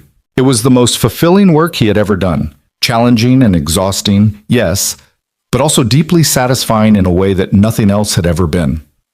Maddie started second grade at a new school. A better school, in a better neighborhood with smaller class sizes and more resources. She flourished there, making friends easily, excelling in her classes, coming home every afternoon with stories about what she had learned and done. The worried, uncertain child Adam had raised in their cramped old apartment had transformed into a confident, happy little girl who seemed to find joy in everything. And Adam himself continued to heal. The grief for Sarah never disappeared entirely. He didn't expect it to, but it softened, becoming something he could carry without being crushed by its weight. He could think about her now, without feeling like he was drowning. He could talk about her with Maddie, sharing memories and stories, keeping her mother's spirit alive in their daily lives. He even started dating again, tentatively, cautiously, dipping his toes into the water without diving in head first. Nothing serious yet. Nothing that felt like it might become serious. But the simple fact that he was willing to try felt like a victory in itself. Sophie noticed the change in him during one of their monthly coffee meetings. You seem lighter, she observed. More open. I feel lighter, Adam admitted, like I finally put down a burden I've been carrying for years. Good. You deserve to be happy, Adam, really happy, not just surviving. I'm getting there, slowly but surely. Sophie smiled, that warm, genuine smile that Adam had come to treasure. I'm glad, and I'm glad we've stayed friends through all of this. Me too. Adam hesitated, then added, You know, my mother keeps asking about you. Does she? She thinks you have a crush on me. Sophie laughed. Your mother sounds like a perceptive woman. Adam felt his heart skip. Sophie, relax, Adam. Relax. I'm teasing. But there was something in her eyes, a warmth, a softness, that suggested she might not be entirely joking. I value our friendship too much to complicate it with romance. At least not right now. Not right now? Sophie shrugged, a small smile playing at her lips. Life has a way of surprising us, doesn't it? I've learned not to rule anything out. They finished their coffee and parted ways, but Adam found himself thinking about her words for the rest of the day. Life has a way of surprising us. He had certainly learned that lesson over the past year. Every assumption he had made about his future had been upended, every expectation defied. Maybe Sophie was right. Maybe the best approach was to stay open to possibilities, to let life unfold without trying to control every detail. Maybe the next surprise was just around the corner. The bridge was completed in 18 months, 3 months ahead of schedule and significantly under budget. The opening ceremony was even larger than the groundbreaking had been, with the mayor and city council in attendance, news cameras from every local station, and a crowd of thousands gathered to witness the historic moment. Adam stood at the center of it all, Maddie on one side and Gloria on the other, watching as the first cars drove across the span he had designed. It was surreal, seeing his vision transformed into reality, knowing that this structure would stand for decades, maybe centuries, connecting communities and facilitating movement long after he was gone. "You did it, Daddy," Maddie whispered, squeezing his hand. "You really did it." "We did it," Adam corrected gently, "all of us together." Sophie found him after the ceremony, pulling him aside from the crowd of well-wishers. "Congratulations, Adam. This is a remarkable achievement." "Thank you. For everything. I wouldn't be here without you." "Stop saying that." Sophie's tone was gentle but firm. "You earned this. Every bit of it. I just gave you a nudge in the right direction." "It was more than a nudge." "Maybe. But you're the one who walked through the door. You're the one who did the work." She paused, her expression growing thoughtful. "Can I tell you something?" "Of course." "That morning on Old Mill Road, when my car broke down and you stopped to help, I was on my way to a meeting that I thought would determine the future of my company. I was terrified that missing it would ruin everything I'd worked for. I remember you mentioned something about that. What I didn't tell you is that missing that meeting turned out to be one of the best things that ever happened to me." Sophie smiled. "It forced me to slow down, to reassess my priorities, to realize that I had been running myself into the ground trying to be perfect. The deal I missed that day? It fell apart anyway, for reasons that had nothing to do with my absence. And in the space that opened up, I found room to breathe, to think, to figure out what I actually wanted." Adam stared at her. "You never told me that. I wasn't ready to admit it before. It felt too strange, too coincidental, that the worst day of my life and the best thing that ever happened to me could be the same event." Sophie reached out and took his hand. "But that's what kindness does, Adam. It creates space for good things to grow, even when, especially when, it costs us something." They stood there for a moment, hand in hand, surrounded by the sounds of celebration and the sight of cars streaming across the bridge Adam had built. "I'm glad I stopped," Adam said finally. "I'm glad I made that choice." "So am I." Sophie squeezed his hand. "So am I." Months later, on a quiet Sunday evening in early spring, Adam sat on the couch in his apartment, their apartment, the home he had built for himself and Maddie, watching his daughter play with the golden retriever puppy they had finally adopted. The dog, named Biscuit at Maddie's insistence, was chasing a squeaky toy across the living room floor while Maddie shrieked with delight. The windows were open, letting in the warm evening breeze and the sounds of the neighborhood waking up from winter's long sleep. Outside, children played in the park down the block. Somewhere, a dog barked. The world was alive and vibrant and full of possibility. "Daddy?" Maddie looked up from her play, her face flushed with happiness. "Can I ask you something?" "Of course, baby. Anything." "That day you helped the lady on the road, the one who helped us later, why did you stop? You said you were going to be late for something important." Adam set down the book he had been reading and considered the question carefully. It was something he had thought about many times over the past 2 years, the choice that had seemed so costly at the time, but had ultimately led to everything good in his life. "I stopped because it was the right thing to do," he said finally. "But you knew you were going to miss your meeting. You knew it would be bad." "I did, but I also knew that I couldn't drive past someone who needed help, not and still be able to look at myself in the mirror." Adam paused, searching for the right words. You know how we talk about being kind, about treating other people the way we want to be treated? Maddie nodded. Well, sometimes being kind is easy. It doesn't cost us anything. We hold the door for someone, or we share our toys, or we say something nice to a friend. Those are important, but they're not hard. Adam leaned forward, meeting his daughter's eyes. But sometimes being kind is difficult. Sometimes it means giving up something we want. Sometimes it means making a sacrifice. And those moments, the hard ones, are the moments that really matter. They're the moments that show us who we really are. Maddie was quiet for a moment, processing this. Then she asked, "Were you scared that day?" "Yes. I was scared of what would happen if I was late. Scared of losing the job I needed so badly. Scared of failing you and Grandma." Adam smiled softly. "But I was more scared of becoming the kind of person who drives past someone in trouble. I didn't want to be that person. I didn't want you to have a father who was that person." "I'm glad you stopped, Daddy." "Me too, baby. Me too." Biscuit bounded over and jumped onto the couch, showering both of them with enthusiastic puppy kisses. Maddie laughed, wrapping her arms around the dog's neck, and Adam felt his heart expand with a love so fierce it almost hurt. This was his life now. This apartment filled with laughter and dog toys. This daughter who asked profound questions and accepted his answers with trusting, innocent faith. This career that challenged and fulfilled him. This community of people who cared about him, Gloria, Sophie, Henderson, the colleagues who had become friends. All of it, every single piece, traced back to a choice he had made on a lonely road 2 years ago. A choice to stop. A choice to help. A choice to be the kind of person his wife would have been proud of. Kindness hadn't punished him. It had saved him. Later that night, after Maddie was asleep and Biscuit was snoring at the foot of her bed, Adam stood at the window of his living room looking out at the city lights. Somewhere out there, the bridge he had designed was carrying cars across the river, connecting communities, facilitating movement and commerce and life. His bridge. His legacy.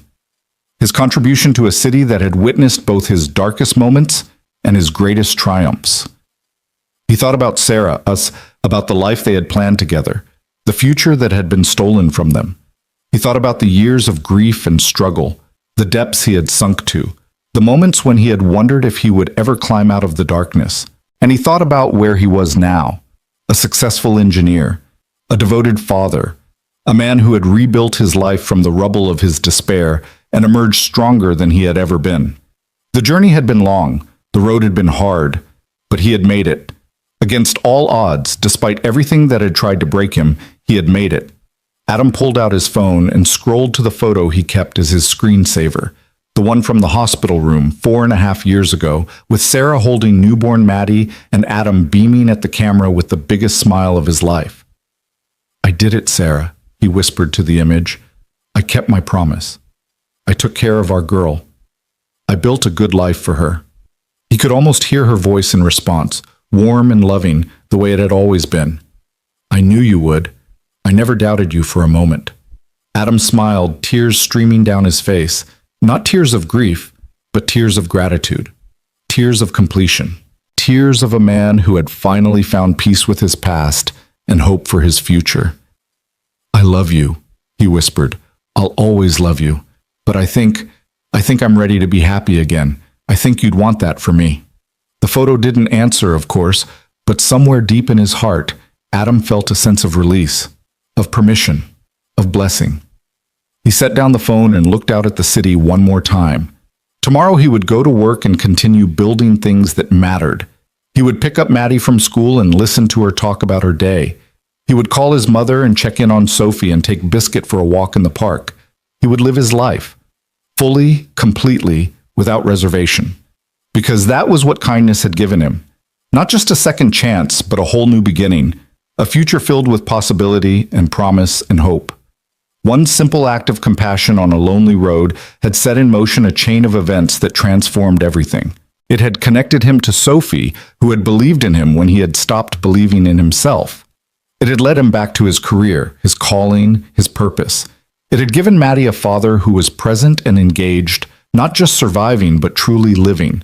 And it had taught him the most important lesson of all, that doing the right thing matters, even when it costs you.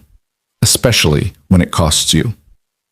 Adam Walker turned away from the window and walked toward his bedroom, ready for sleep, ready for tomorrow, ready for whatever came next. The darkness was behind him now. The light was ahead. And for the first time in longer than he could remember, he was walking toward it with his head held high and his heart wide open. The best was no longer yet to come. The best was already here.